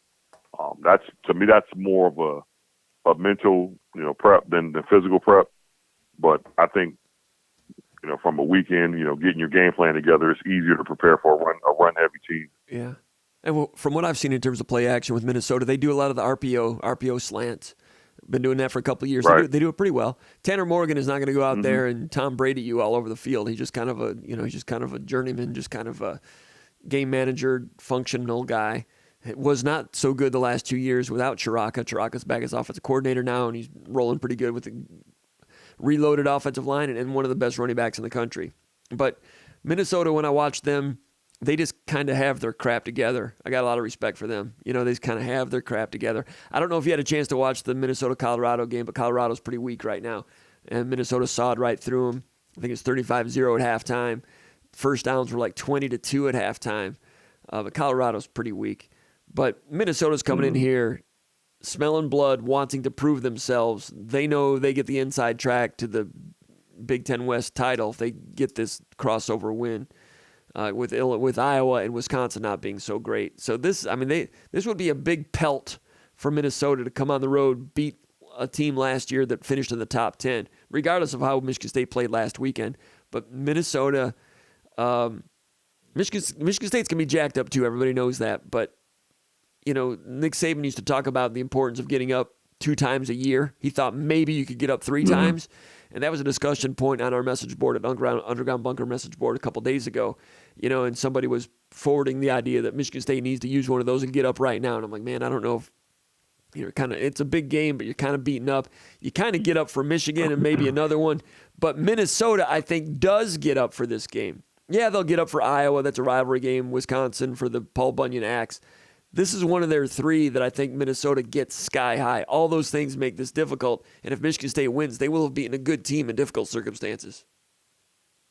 I actually would go the opposite direction. I don't think this is a get-up game, because I don't think this is one of those games where we win on emotion. I think this is a get-focused game. Let's make sure we're doing all the right things and just, play a sound game, because I think that's what's going to win it for us. You can get up for games once you have all your operation tight. Right. I think we need to tighten up the operation and then worry about getting up for folks. This is a get focused, make sure we're all playing. Yeah. All 11 guys are on the field are playing, going the right direction. This is a focus game more than an emotional game. In my opinion, this is one of those few. I know it's early, and I don't like when folks try to, it's a big game for someone's legacy or whatever. But I think as far as in Tuck's tenure here, this is one of those businessmen, workman type approaches that D'Antonio would, teams would kind of rebound and have that workman-like approach and not really salvage the season, but just kind of get things back on track. It'll be interesting to see if our guys just went back to work. Like, we know what went wrong. And usually when that happens, Comp, it's because you could see the errors. Like, the kids see them, dang it, you can see the mistakes. And if you can see the mistakes, you can fix them. But it's when it's a physical thing, we just weren't physically good enough. That's something totally different. So it'll be interesting to see how much of that work they put in from film and prep this week, how much that translates to Saturday, fixing some of those leaks that I talked about all week. Yes, Old Tuck, who posts here quite often, he made that point a few minutes ago over in the comments section. He said this is the type of game D'Antonio would bounce back and win. And I mentioned that was one of the brilliant things about the D'Antonio program was they had they harnessed that level of consistency, and that's an identity that on defense, whether you like their scheme or not with D'Antonio, they were going to show up and execute their identity, their scheme on defense. Now it got a little bit wonky there at the end with when Paul Haynes was the defensive backs coach. It wasn't quite what it used to be. Right. And an offensive line coach changed. So some of the parts moved a little bit, and it lost some of that. Some of that brilliance, so to speak. But he said that, and you said that also. This type of game that he would just kind of get things retracked. So now I agree with you. It's a big game for Mel Tucker. Not just to win the game, but just to show, and I know that if they go 2-2 and lose this game by 14 points, people are going to start wondering if last year was a fluke. That's just the way people are. And they might have an argument there if they can't get things straightened out. And I think it's possible. It's possible. I'm not saying that's fair. I'm just saying that's what people are going to be saying. For sure. And I think Minnesota's been destroying everybody. I think it's possible that could happen. What were you about to say before I interrupted you? I just don't. I get it, man. People are, last year was last year, and with college being a roster turnover so much that, once you kick off a new season, last year, is exactly what that is. But I'm more of the opinion that these are the kind of, and I remember a few years ago, D'Antonio had the hats, and they were like, it's a program movement. People didn't understand what that meant, and I kind of understood it hey. At some point, we're going to take a stand. This means something, not necessarily in the win column, because it's just one game, and it might not be an opponent you think is a red letter game, if you will. But for a standard we're setting, and for something that matters, I think this is one of those kind of games. Outside of Michigan State, it might not seem like it's a game that matters. Might not seem like it's a big game, but inside that room, I can assure you that this is one of those games where the focus all week is going to be there, and it should show on Saturday. I'll be surprised if these kids aren't inspired and not prepared. Okay. If they show up and they play well, Michigan State does, and they win by 10, I will admit, I'll be like, oh, okay, all right. Hey, the program, you know what I mean? I don't need a 10-point win. I just need a win. Yeah, win the game. You bounce back from you kind of took it on the chin a little bit on the road. And let's face it, there's a lot of guys that even this year they're playing their first bit of significant snaps in a role where there's expectations on them. Yeah. You know what I'm saying? Sure, Amir Speed, Van Sumeren. Well, I mean, Kendall Brooks has done a good job with it. Peyton Thorne, yeah. You know, there's some expectations on these guys, and it's the first year. I don't know how much we expected out of Thorne last year, but I know that we expected more this year. Yeah. So there's some guys that are playing with a bit of expectations. So we'll see how they bounce back from. That's not to say that Thorne didn't have a good game, but we'll see how guys bounce back from taking it on the chin a little bit on the road, and even the coaching staff. We'll see how much they live up to the keep chopping and how folks handle a little bit of adversity. But I'll be surprised. I think from a style, defensively even, I think from the way Minnesota defends, it lends itself to our offense having some opportunities to make some plays. I've been trying to figure out Minnesota's defense. Statistically, they've been really good for all last season and this season. This year, they've not played anybody, but I'm trying to get a handle on what makes their defense good. I mentioned earlier, number 97, the defensive end's pretty good. The middle linebacker's pretty good. I've not seen enough. I'm going to continue to watch it, but it's hard to get good film. What do you see? I can sum it up really simple. Really simple. The difference between their best player and their worst player is really small. So there's not a whole lot of boom or bust with that defense. You know what I'm saying? Mm-hmm. So they're typically where they're supposed to be. You're gonna have to beat them with ability, not with mistakes or scheme or things like that. And that's pretty much why they've been solid on defense, because they don't make a ton of mistakes. So if you have players that can outplay scheme, like a healthy Reed and Keon and really even Barker are good enough players that even if you have it dialed up right, they can still make a play. You can have success against a defense like Minnesota's. Mm-hmm. And, Michigan State gave up 3 sacks against Washington. But, when you're down that many points and the ground game's not working for you, you can expect some sacks to happen. And he was flushed out a few times, but I didn't come away thinking that the pass protection was as bad as I'm hearing some people say. No, I thought a few of those. Actually, I thought one of the sacks, Thorne actually ran into the sack. Yeah. But I thought he kind of got happy feet on a few of those where, the pocket was a little bit better than maybe he felt like it was. And it looked like, he's getting pressure where, he could have stood in there and delivered a strike. I think there was a couple where he got happy feet. So, I thought the pass pro was better than it, Now they did give up some pressure on a few of those TNTs that I thought, man, you got to figure a way out, figure out how to block those kind of. But overall, I thought he had for the most part, some clean pockets where maybe he was a little bit, not as settled in his timing on as far as how much time he had to throw the football. But I didn't feel like he was under duress, the lion's share of the snaps. No. Yeah, I thought he had, for the most part, time to work considering the circumstances. Earlier in the show, I talked about Michigan State's run offense. That was the biggest negative surprise, in my opinion. I wasn't surprised that Washington threw for over 300 yards. 397 was too much, but Michigan State unable to get the zone game going inside against some pretty good defensive tackles that I didn't know they were that good. They didn't look that good against Kent State, but they showed up that good against Michigan State. Berger and Broussard unable to get going. And, giving up that safety at their own 1 yard line was a pivotal play to go down 9, which is essentially putting them down 16 after they punted it out of bounds. Key play in that game. And for Carrick to be moved off the point by that defensive tackle, to be, knocked back, two-gapped, two yards into the backfield, I was surprised by that. I mean, Carrick's played a lot of football. Duplain's played a lot of football. And that number 91 did that to both of them in key instances. Your thoughts about run blocking in Michigan State's run game, where it goes from here? Well, I had a chance to look at that a little bit more, and I'm gonna give that one to the home crowd. Yeah. Because it looked like Carrick was laid off the ball, not so much that he got physically dominated. Okay. That would make sense. That would make sense because he does not get dominated like that usually. No, I'll give that credit to the home crowd. Because just go back and watch the film. he's in the Carrick before Carrick really gets out of his stance. So, I'll talk that one up to just, a loud environment, winning you a play, getting you some points. But other than that, I thought, to be honest, I think it's kind of difficult to give them a full grade just because we got down so early that we really could never commit to any real run game. Now, even when we did run, we didn't have the success, but I think sometimes you got to keep probing and find plays and find formations that work.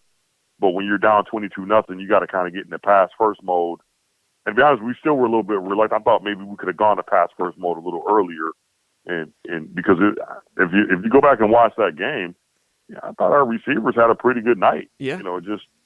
Washington's DBs and their secondary is kind of getting the pass because our fans won't be focusing on how our secondary played. But I thought our guys had a pretty good night against, their group as well. But, when you lose, I guess that's how it goes. But sure. no, I thought, I was disappointed with the interior of our offensive line more than I would say the tackles. I thought, our center combo didn't have a good night. And run fits or pass for, to be honest with you. So, which was surprising because that was a group that I focused on earlier in the year that I thought was coming along.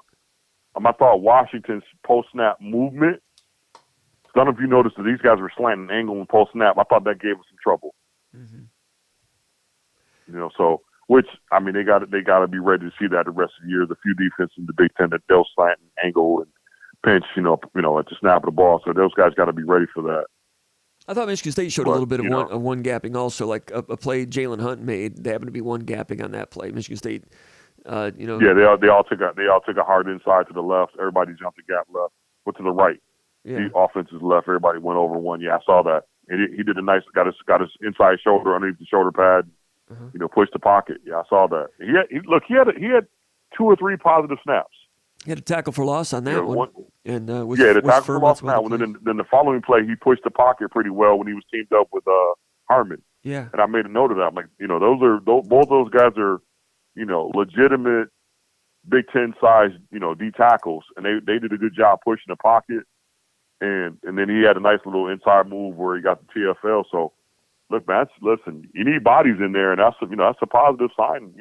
Whether it's a small positive or not, it's still positive for Jalen Hunt. And Maverick Hansen's limped around a little bit here and there, but in the goal line stand on the 4th down play, he submarined and did a nice job in there. The goal line stand was good with a lot of guys getting in there and doing some things. For sure. So Jalen Hunt, it's good to see him on the field for him. He's had some bangs and bruises and procedures and stuff, so it's good that he's got the wheels rolling again. And with Alex Van Sumeren, the safety defensive tackle, had gotten on the field in the first game. Just a couple snaps here and there. I think he might have played 1 snap in this game in goal line defense. But for Jalen Hunt, who's been around for 3 years, Van Sumeren's a 4-star guy that might have a good future. We'll have to wait and see. But Derek Harmon has jumped into the starting lineup. Jalen Hunt needed to look around the room and say, wait a minute, that guy's moved ahead of me. I'm not letting this. Nothing against Van Sumeren, the defensive tackle, but it's time for him to get rolling if and when he became healthy. And that should have been all the motivation he needed to get to begin getting a lot out of his substantial talent.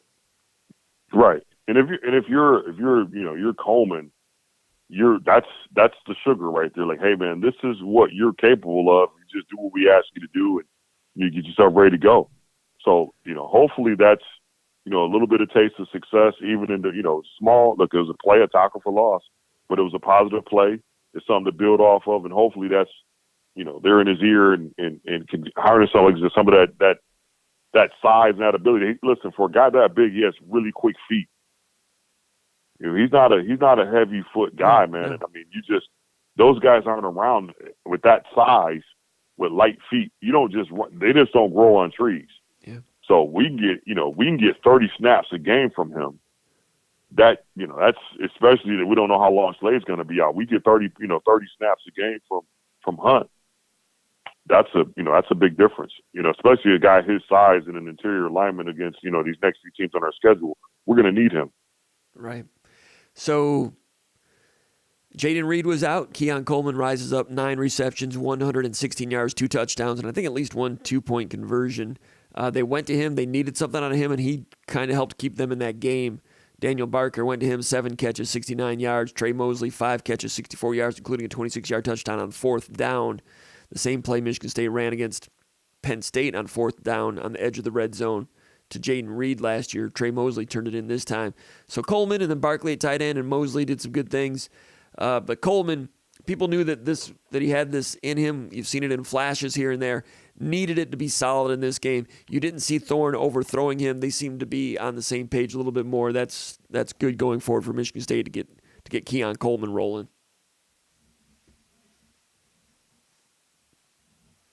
Hello? Can you hear me? You said that, Comp? Yeah. Can you hear me? Okay. Yeah. Yeah, I can hear you. Yeah, Keon Coleman, big day. Yeah.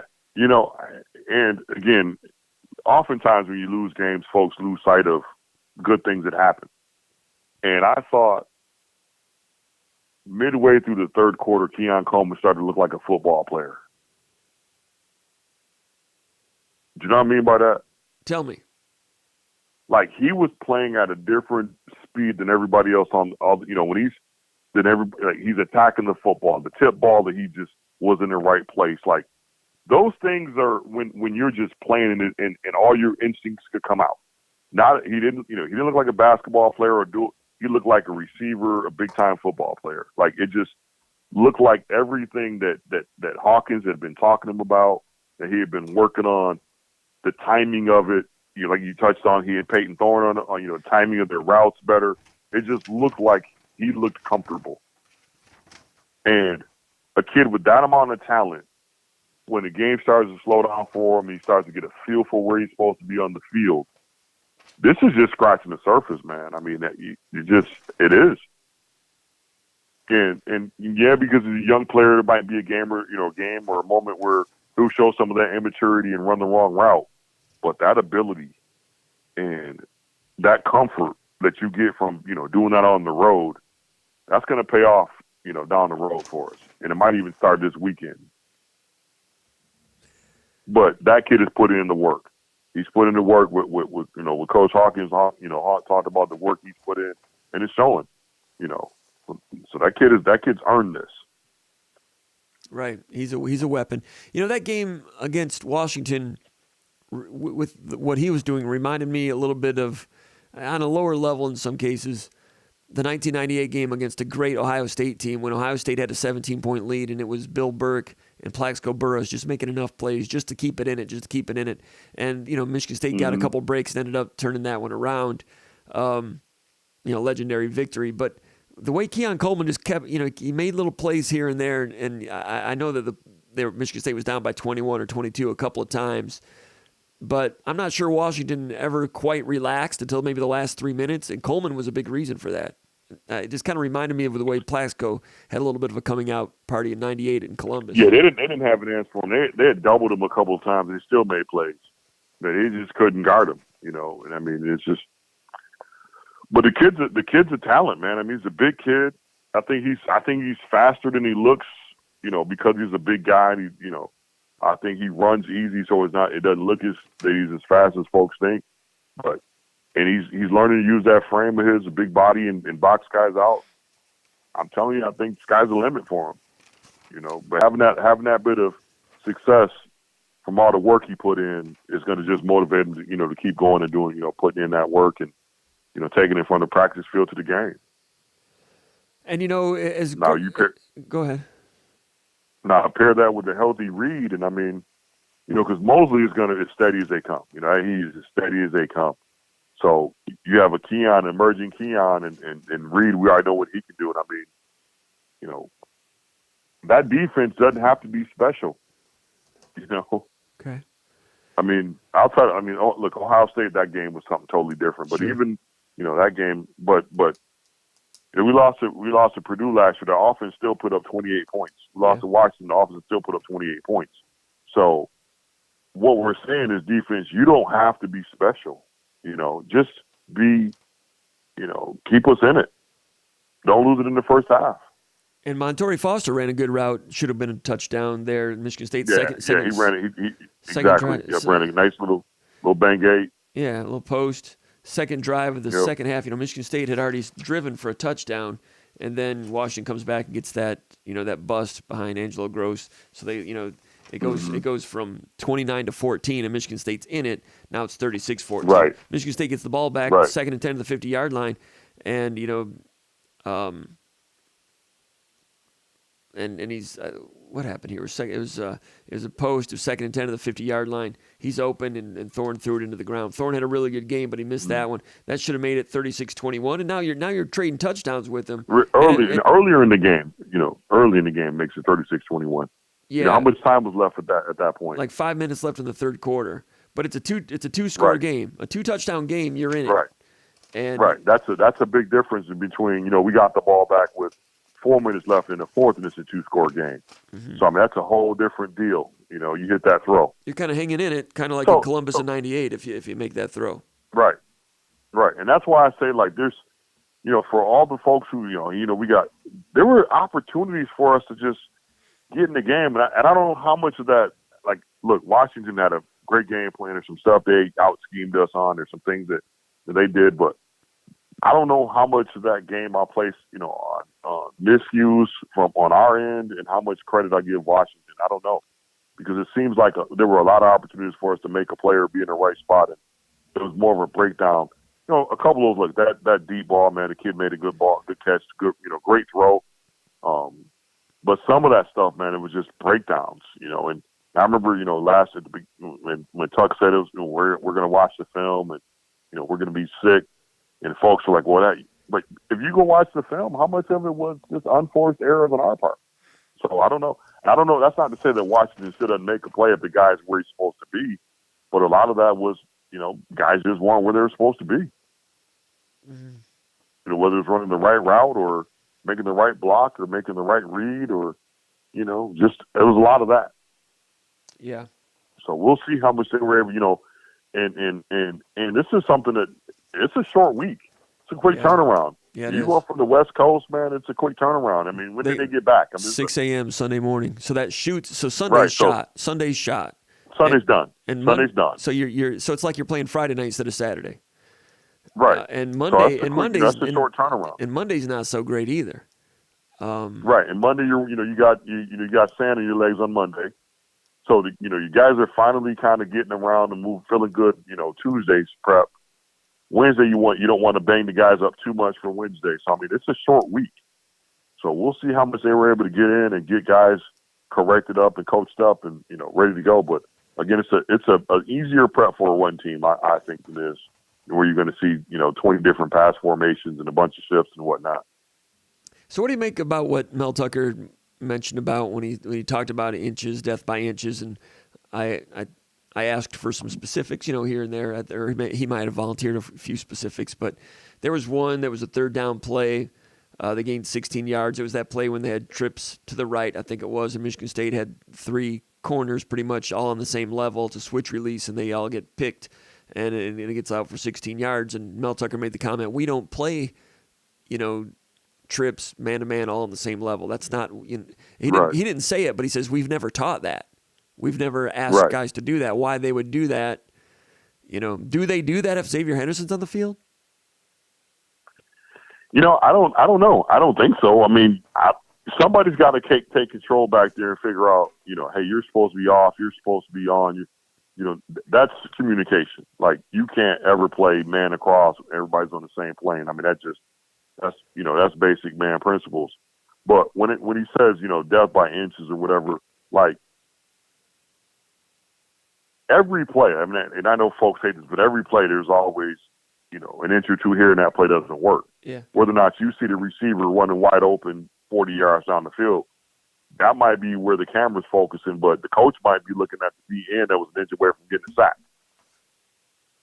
Right. Or they had a right blitz call, and the quarterback sidesteps the corner and delivers a strike for a touchdown. Those things are, see what I mean? Mm-hmm. I don't necessarily think he means like every play that they made was an inch away from being a play for us. It's just over the course of the game, the inches add up. Sure. Especially in that environment, Washington was just flying at that point. What'd you make of the? Go ahead.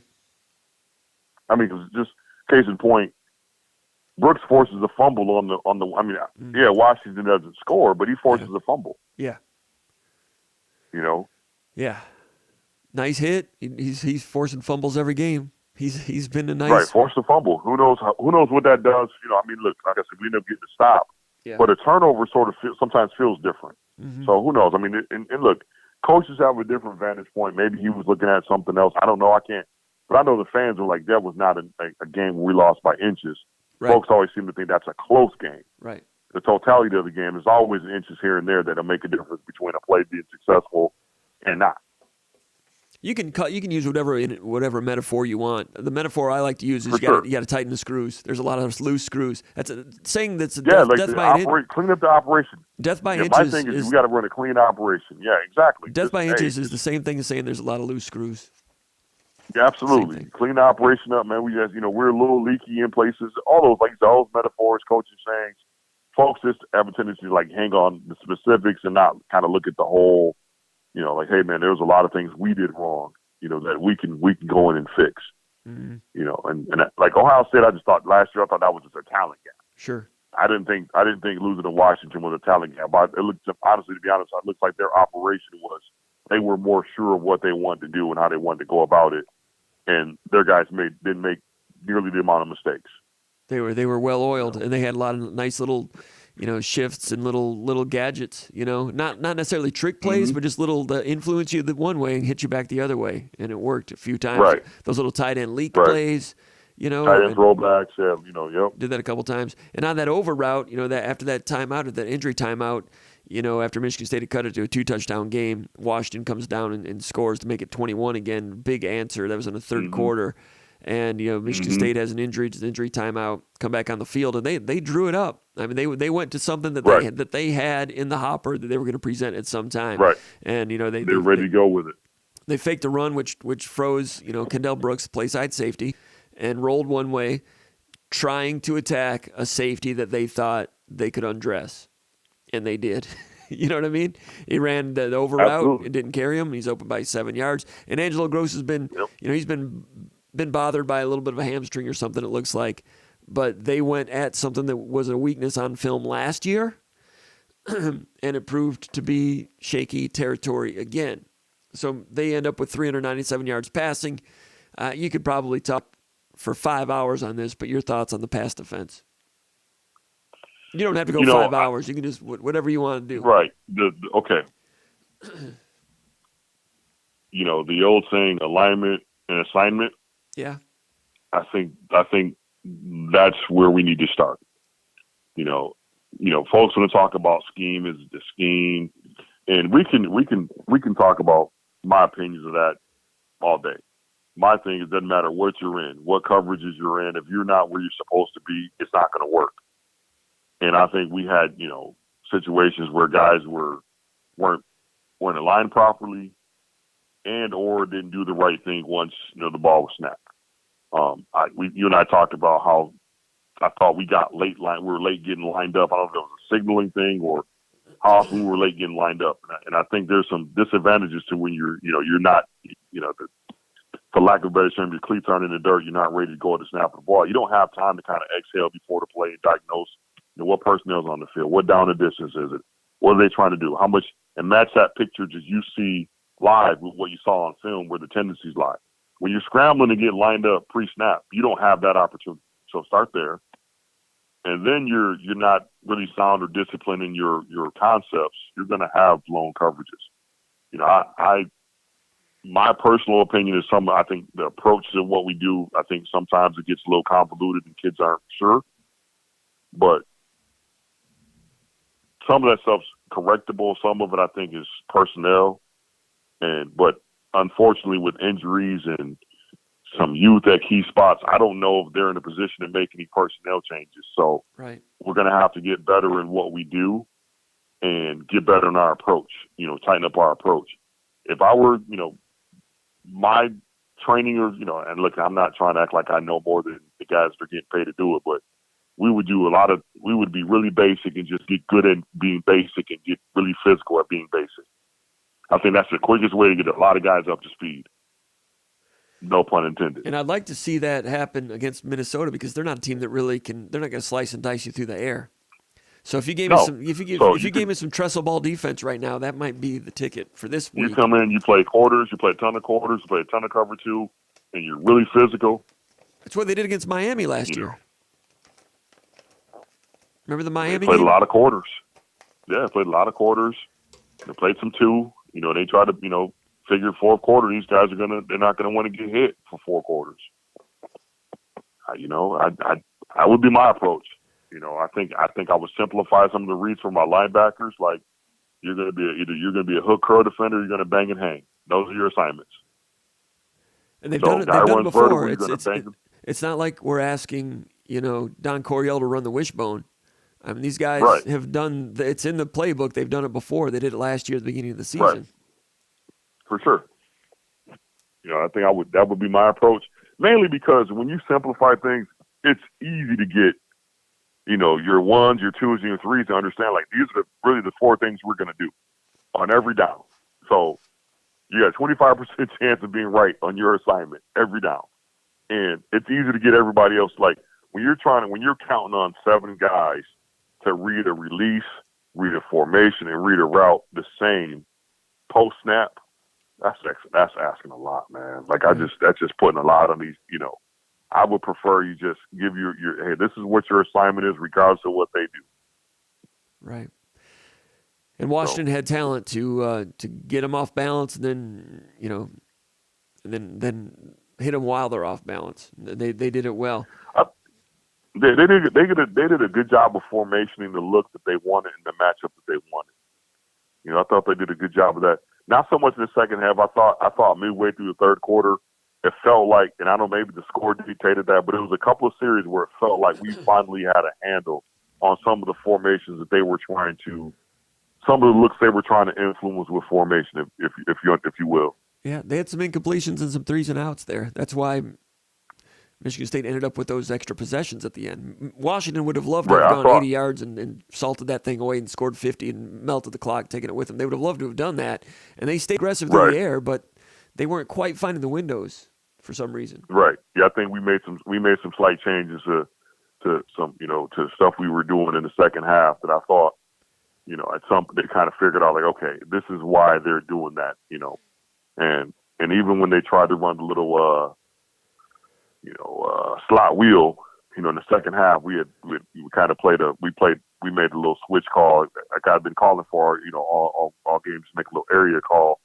So when they tried to run that slot wheel, the corner was already out there in the outside leverage. So the quarterback just went to a little check down. We got a tackle out of it instead of them trying to hit that wheel route, that slot wheel. So, I mean, they made some adjustments. And like I said, it'll be interesting to see how much of that stuff, they were able to get cleaned up and sort of simplify some of the responsibilities.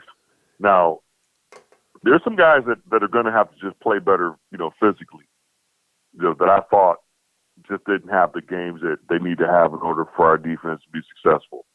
And that's just calling it like it is. There's some guys physically that need to, have better nights.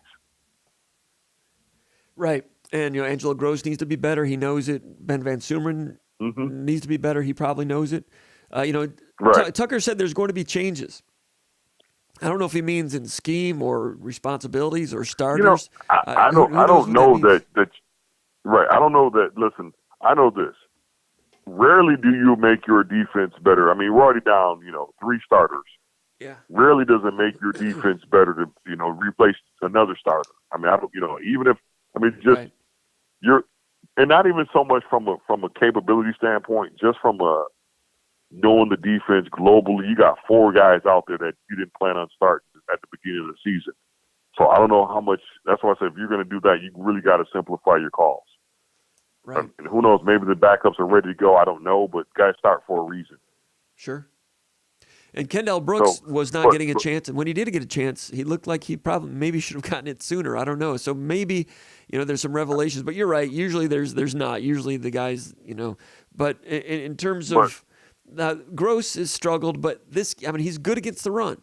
So this might not be the game that he comes out of the lineup because against Minnesota, you need guys that can come in and fly in at an angle and get people on the ground. This is more of an Angelo Gross at safety type of game. this game? Honestly, Comp, this is more of our offense kind of game. I think we're going to have to win this on offense, and I think moving forward, that should be our approach. That we're going to have to win the game on offense, and the defenses have to come up with timely stops. I think that should be our approach, and fans should have that as an expectation. Can you be a consistent good team doing that? Over time, probably not. But for this year, you got to go with what your strong suit is. And right now, you put up, I can count on our offense to put up, 28 points a game. We have to expect that. I don't expect the defense to shut folks out. If we can force, 2 punts a half, that might be enough to win if the offense is where we think it is.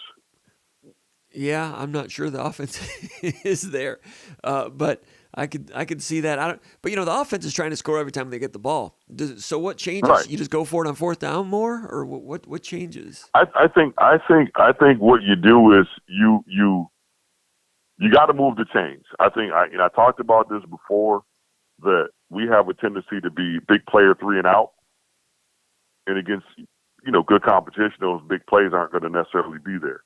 I think we have to find a way to supplement our run game with short passes, swing passes, running back screens, flanker screens. Get throwing some easy throws early, where they're essentially long handoffs. Possess the football, shorten the game just a little bit. I don't mean to expect to go into stall mode, but shorten the game a little bit. When you're in a plus 40 in, I don't think you need to go no huddle.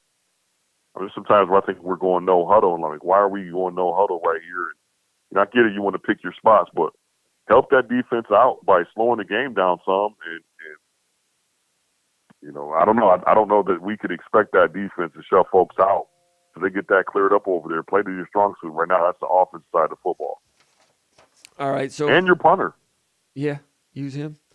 So if we're thinking about just talking, hot stove league here, changes, like if he's talking about changes, I don't think this – Gross needs to shape up. We've known that, but this might be a game where he stays in there and plays defense and runs and tackles. Van Sumeren at linebacker started off the season so well. He had some struggles last week. That would be one. I'm not predicting it would happen, but, if you took him out, linebacker was a deep position in July, or so it seemed. That's when you had Darius Snow, and that's when you also thought you had Jacoby Windman. Windman's a full-fledged defensive end now. Brule, he's been playing some slot linebacker, been in there a little bit, pass rush downs. Can they find more of an every down role for him? Could he come in and play the Will and Halliday slide over and become the Mike? Halliday last year was mainly the Will. They had Crouch as the Mike a lot, and then they had Harvey as the Mike. I'm not sure Halliday's played a whole lot of Mike. I'm sure he could, but Nate Ote could come in and play the Mike.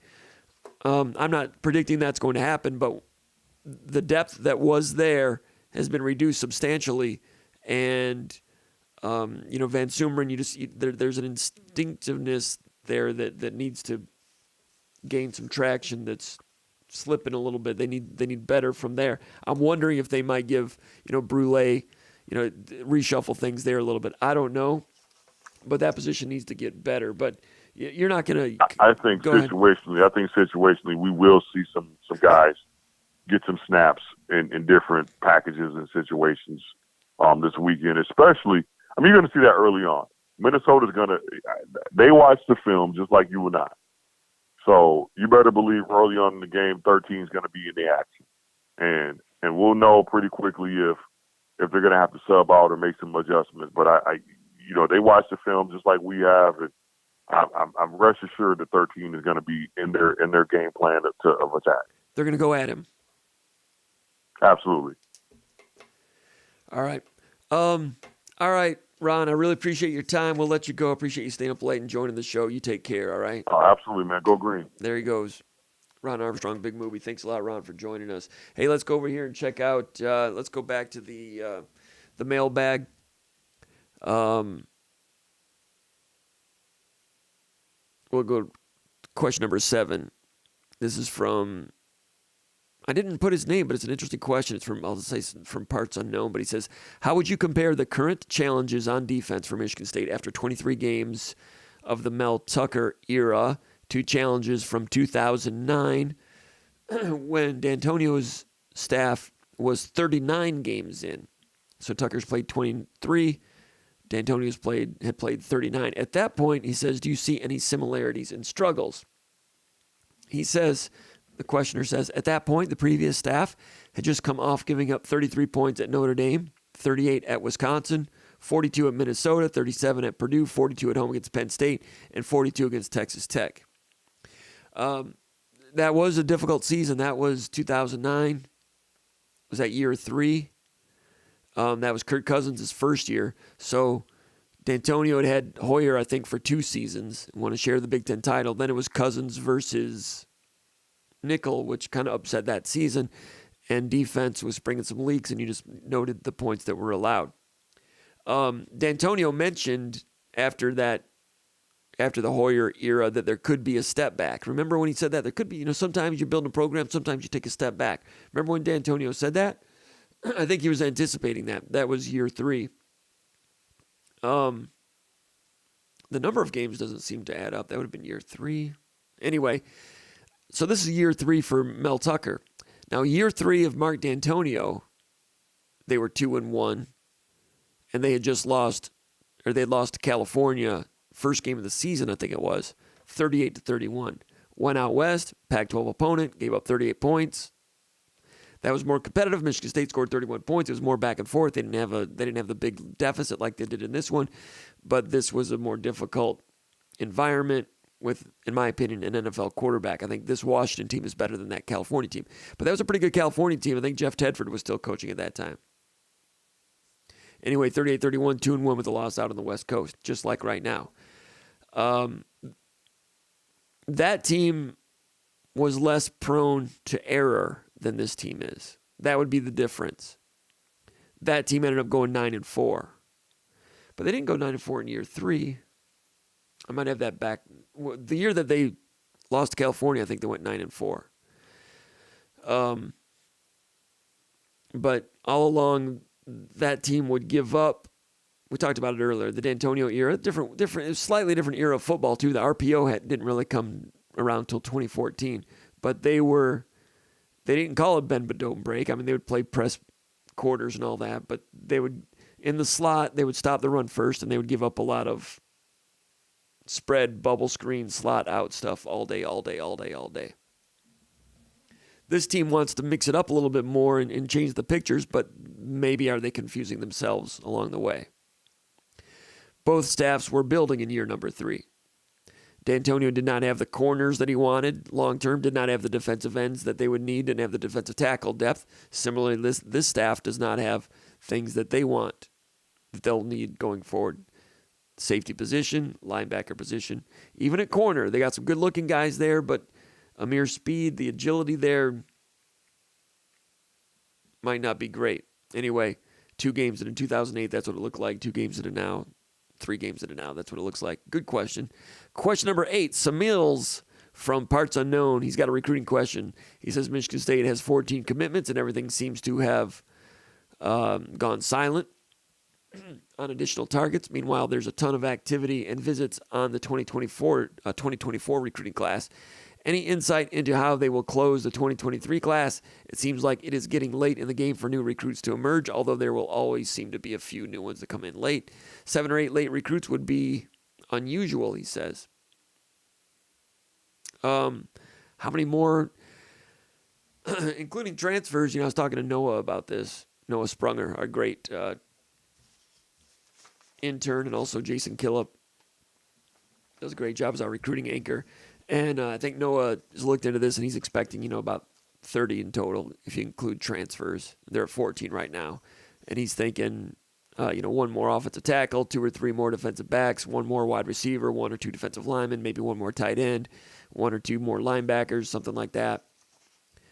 So, somewhere between 20, up north of 20, I would imagine. I don't know. It's always hard to say where they're going to end up at. We'll know more about scholarship space when we get there. There's some guys on the team right now that might not be with the team by December. I wouldn't be surprised if I'm kind of surprised if we haven't seen. Well, after 4 games, you might see. I don't know. Just the last couple of years, you've seen guys go into the transfer portal around that time. could happen. Question number 9, Al from Detroit. He says, hey, Jim, just give just a little thought exercise question on stadiums, fan experience, noise, etc.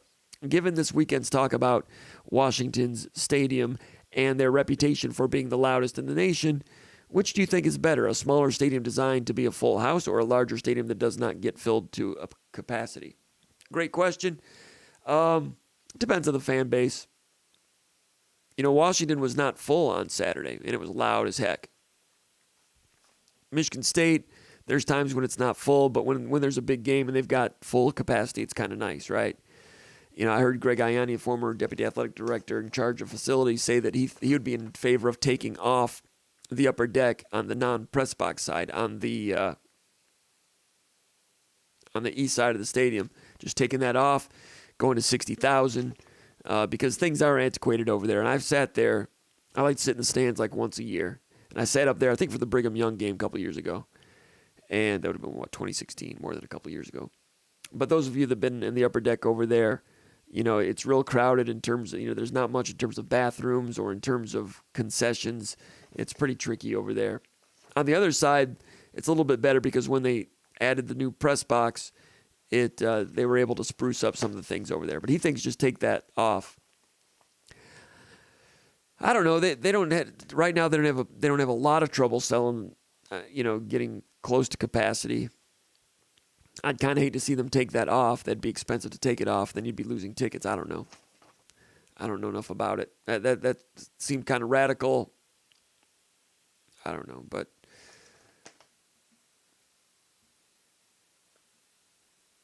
I'm not sure. Good question. I don't have the answers on that. Question number 10. He says, "Who gets benched?" I didn't even put. I didn't say who asked this question. Who gets benched? That's the question. I don't know. Ron and I just talked about that. Angelo Gross has to play better and become trustworthy back there. But in this game, like I said a minute ago, you need your best run defenders, and Gross can hunt and tackle. But he's still a liability in terms of just seeing things back there and staying deep as the deepest and rolling things the way he's supposed to. Talked about Van Sumeren also. Struggled with some things Saturday, but is not Teote ready to go in there? Could he put Brule in there and move Halliday to the middle? I don't know. Probably not going to see that. Probably going to keep seeing Van Sumeren there, and he needs to improve, and I'm sure he knows that. The effort's good. He's a good athlete, and he still needs to learn as he goes. He's still learning. Bill from Byron Center says, have you had a chance to review Thorne's interception? He says, I'm not convinced that it was a bad throw, even though it looked that way. Did Jeremy Bernard run the correct route, or was he sufficiently physical or something else in that play that led to the pick? Now, that was right after Michigan State had the goal line stand. Throws an interception. State was down by 2 touchdowns at the time from the 1-yard line interception. They get the ball back. Michigan State tightens up, forces a field goal, makes it 39-14. 1st and 10 interception. He was getting pressure, dancing around in the back of the end zone, makes the throw. So is that a scramble rules thing? Peyton Thorne was angry after that play, but on that play, he didn't seem angry at himself. He's not going to come out and tell us what went wrong, but it's a freshman, scramble rules. As he's scrambling, he kind of directs traffic a little bit, and I don't think, my guess is Bernard did not do what Thorne was thinking telepathically. Still, it's on the quarterback. Know your personnel. It's Thorne's responsibility with the football.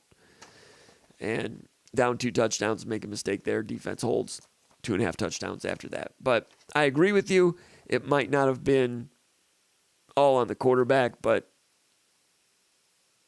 in the end, it kind of is. But I think you're right. I think the receiver had a lot to do with that. Question 12.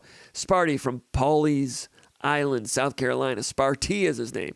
He says, hey, Jim, I saw Mark D'Antonio on the sidelines in Seattle. I was just thinking if things continue to go south on defense, any chance Coach D might consider coming out of retirement to help? Just a crazy thought.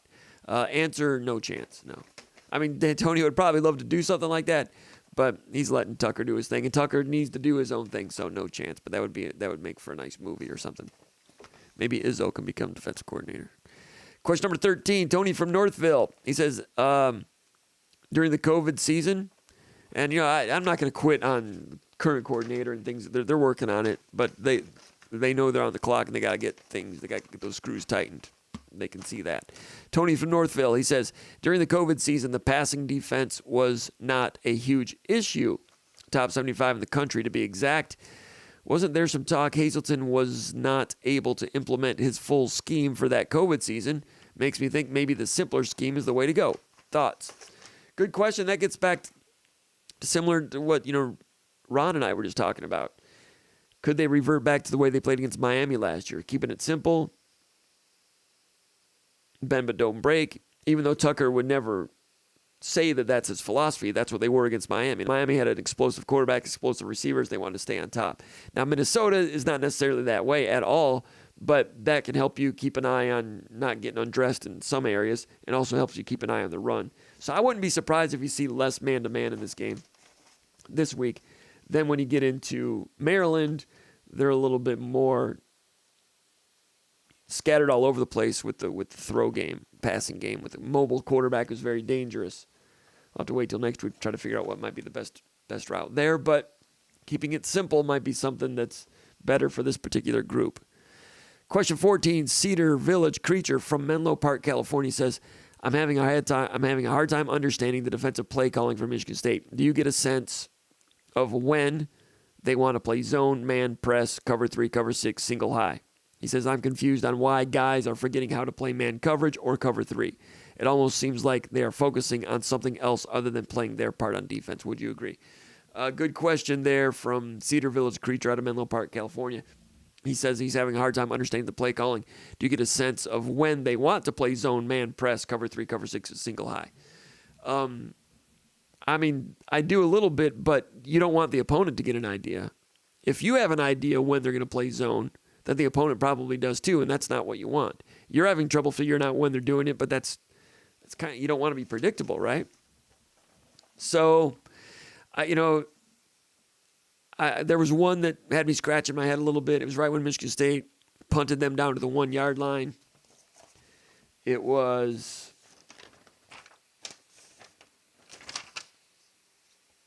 so Michigan State's, second half touchdown. They score touchdown when Gross has the bust. Michigan State gets it. Montori Foster wide open. Thorne misses him. Michigan State punts them down to the 1 yard line. Michigan State's down by 3 touchdowns at this point. 1st and 10 at their own 1 yard line. Michigan State's in cover 4 zone, incomplete. 2nd and 10 from their own 1 yard line. Michigan State's in cover 3 zone. They're kind of bailing a little bit. Not super soft, but bailing because they're at the 1 yard line. Incomplete. Now it's 3rd and 10 at the 1 yard line. And Michigan State is basically, I think it's like cover 3 lock. Because over here, cover 3 is getting deep, and over here, Amir Speed is in press coverage. 3rd and 10 from their 1 yard line in Michigan State's press coverage to the short side. So it looked to me like it was just an automatic. Penix, back shoulder fade. Post up, Speed with all that height, but Amir Speed doesn't locate the ball. They catch it, gain of 29. He never really saw it, but that's a strange time to play press coverage, in my opinion, 3rd and 10 at their 1 yard line. And, someone else pointed that out to me, but I'm not sure I want to say. But anyway, I like to give, if somebody plants a good point in my head, I don't want to be a plagiarist. I want to point out and give people credit for when they do that. But in this case, I won't, because I'm not sure he'd want me to. But that was strange. So you're asking, defensive play calling, you're having a hard time understanding it. They know more than I do. The coaches do. That one I thought was a little bit different. And I talked earlier about the one where they had Van Sumeren turning his back to the backfield and going deep between 2 safeties when it was 4th and 5. That was kind of strange for a 4th and 5. But,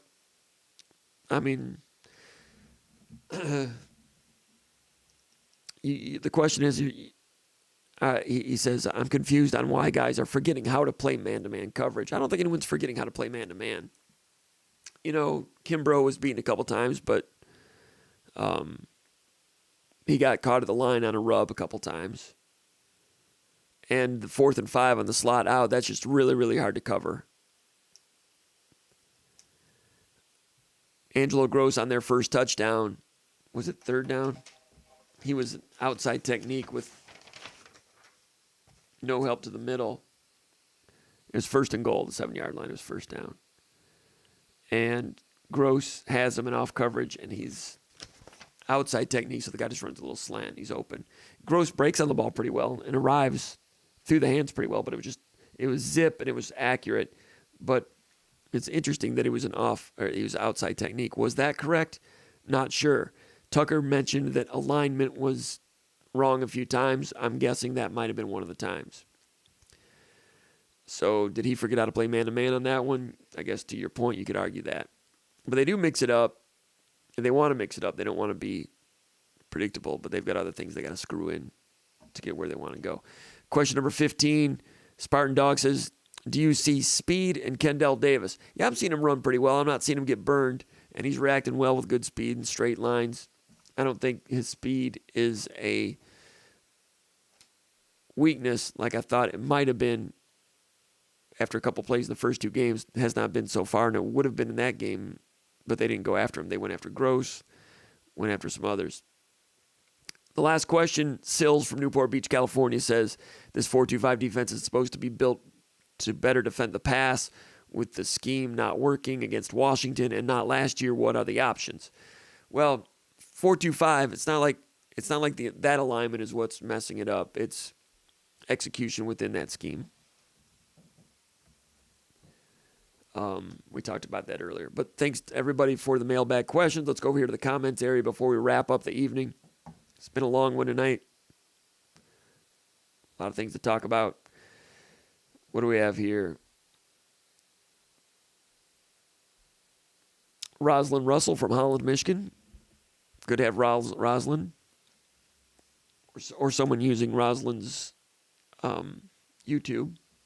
Bill Husion says, I hope Jay Johnson does not stubbornly continue to force the run if it's not there. We have too many pass-catching weapons to not use them.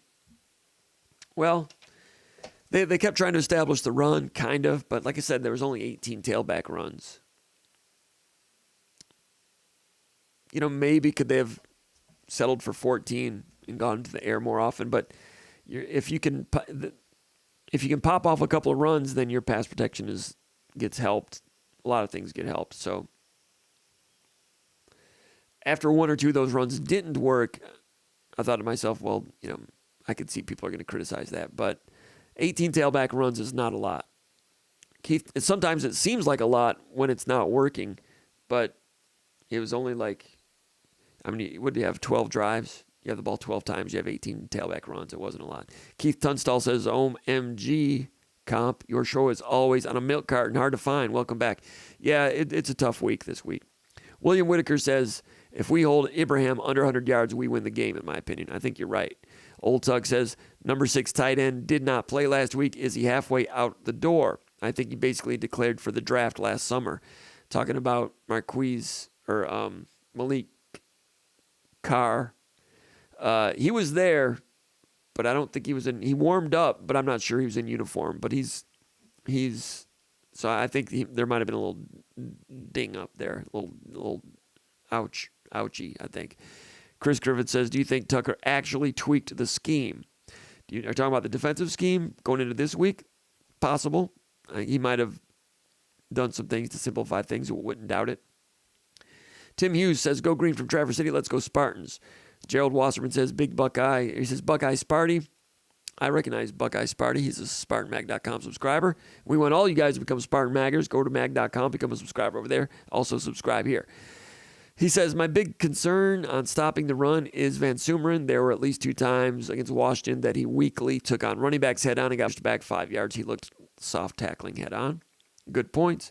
Jag Plus says, "Love the 4 wide receivers plus Barker. Wish Thorne would be empowered to throw 45 times a game." And he says, "I know it's not Tuck's philosophy." Point well taken. Jag Plus says, "Disappointed in Jeremy Bernard. He played poorly, didn't seem to receive many targets." Chris Griffin says, "I'm disappointed in Hazleton." Jag Plus says, "The Washington defensive line played better than I hoped they could, and they are talented but flawed." Jag Plus says, "At James, I noticed Michigan State failed to hold their blocks." Jag Plus says, I disagree with Tucker calling run plays on first down when the momentum was totally flowing against Sparty in the first half. Stephen Culver says, Minnesota has speed. Jag Plus says, why calling a run play on 3rd and 8? I don't remember a run play on 3rd and 8. Sea-Dog says, I was surprised how flat Michigan State looked in the first half. I know Washington is not a rival or anything, but you got to find something to get you going. Too flat. Championship teams don't do that. I'm not sure they were flat. I think the crowd noise bothered them on offense, cost them a 3rd and 1 situation. I think Washington is good on offense. Washington had a lot of momentum. They were anything but flat, but I don't think, flat means, I think flat gets used too much. I think athletes use the term flat, like, we came out flat, because athletes don't like to admit when another team is better, which I understand as an athlete, you never want to admit that someone's better, but flat, a lot of times, is another way of saying another team was better than you in Michigan State. They were better than Michigan State, sharper than Michigan State in that game. You could say they were flat in terms of communication busts on defense. If you want to categorize that as flat, okay, I'll give you that. I would go more toward unglued a little bit. Keith Tunstall says, what happened to our great pass rushers? All right, so Windman, I talked about that a minute ago. When he dipped, they just rode his shoulder out. A lot of times that ball was coming out quickly, so he was not camping out in the pocket long.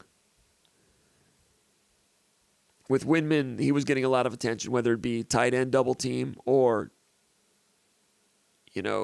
trap pass, where center snaps it and center goes out and helps with the left tackle, or he snaps it and the guard goes out and helps with the left tackle. They were aware of Windman at all times.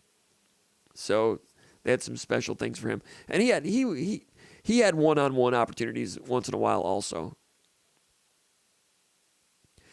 I mentioned this at SpartanMag.com. There was one play. It was 3rd down. It was like 3rd and 7.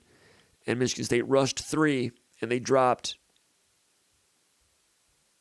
I think it was Derek Harmon, into pass defense with Van Sumeren. So they had 2 at the linebacker level, kind of spying on the quarterback to take away the quarterback draw, because he will run a little bit on 3rd down. So when you have Harmon not rushing, now it's a 3-man rush. On that play, Windman did a spin move and beat the left tackle. But the left guard went and helped and picked him up. Why did the left guard go and help? Because his guy, Harmon, dropped into pass defense for the quarterback draw. Now it's a 3-man rush. The left guard, like I said, Washington was well coached. They were well tied together. This is an example. They know about Windman, 4-man rush. As soon as that defensive tackle drops into coverage, he's going to help on Windman. He's blocking Harmon, but he's aware of Windman. And it's like the only time in the game, I think, when Michigan State dropped a defensive tackle into a zone. It was a 3-man rush. And right away, he goes and help on Windman. And if he didn't, Windman was beating him with a speed move, might have gotten to him, because that was one play. I think that it was a play that hurt. I wrote about it last night. I can't remember. That might have been. No, it was a 3rd down play. They picked it up. Can't remember what it was, but it was a crucial play. He had time and threw it. It's probably one of those shots of the tight end. But next time they had 3rd and 8, Michigan State rushed 4, and he did quarterback draw, and he picked it up with a quarterback draw. But Windman could have had a sack, maybe his 1 sack of the game, but he didn't because the defensive tackle. And the pass rush will suffer without Slade in there also. Slade was a very good pass rush with his own productivity on his own behalf, but also with him not being in there, it doesn't command as much attention. If Slade's in there with Barrow and the pass rush that they can do, that helps Windman. But this game, Washington was mindful of him. Double teams, different type of double teams, trap pass, they were good at it.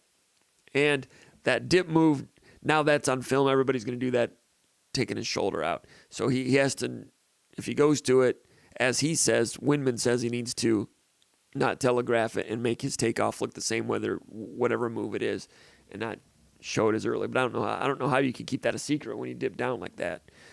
So I don't know if there's a way to fake it. That's what the spin move is, to fake that and go back. So they'll keep working on it. All right.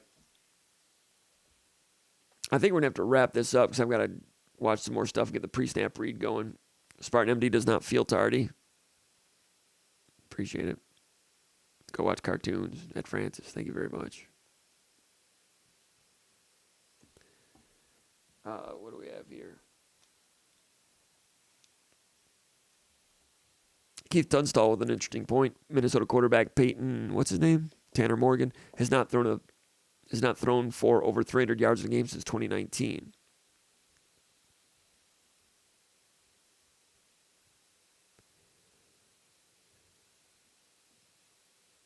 J.J. McKay, 6-man-1, says, I hope Slade and Barrow are playing together Saturday will limit inside runs. I'd agree with that. Brad Vashenko says, how did Justin White grade out in the second half? I thought he was okay, but he was responsible for that one bust where they threw an incompletion. I mentioned it earlier. I think they went to 5 wide receivers, and Michigan State is communicating on defense, communicate, and then the ball is snapped, and Justin White lets a guy go. He's playing zone. Everybody else is in man-to-man. Gross is single safety deep. So it wasn't his guy. Incomplete, but that was a major negative. And that's not the type of thing. I don't think Pro Football Focus, I don't know if they grade that as a negative. That's one thing I'm not sure Pro Football Focus. It only counts if the guy catches it. I don't know that for a fact, but I think so. We got a super chat from One Up. Appreciate that. All right. We'll use those for sure. Thank you, One Up. I should have seen that earlier. This is ready for MSU this Saturday. We'll be at the game Saturday. All right, One Up. Have a good time. Appreciate your contribution. And Jagman is very prolific. We appreciate all those, but I can't read all of his comments.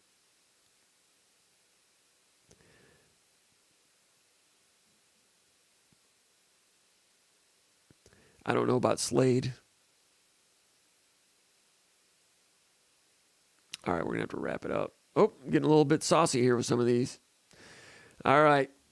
So, Roslyn Russell, it is you. Well, thank you, Roslyn, for joining us. That's a nice-looking dog you have. And everybody have a great evening. We're going to wrap it up. 2.5 hours tonight. Went a little long. I'm going to watch some more Minnesota right now. I got the pre-snap read going at SpartanMag.com. Become a subscriber, SpartanMag.com. Football, basketball, and recruiting. Underground Bunker message board is the church of what's happening now for Michigan State sports. We appreciate everybody coming in. Of course, Ron, Big Movie, Armstrong, and all the Michigan State fans. It's going to be tough on Saturday. It's going to be tough. Minnesota is good. They've got their crap together. They're physical, very good running back. And the defense, I got to look into it to see what makes that defense good. It's going to be very difficult. If Michigan State is fortunate enough to win, it'll take an excellent effort for Michigan State. And if they do know that it was an excellent win, if they can get to 3-1, it will be an accomplishment. So we'll see a lot of you at the stadium. If you see me, say hi. Everybody take care.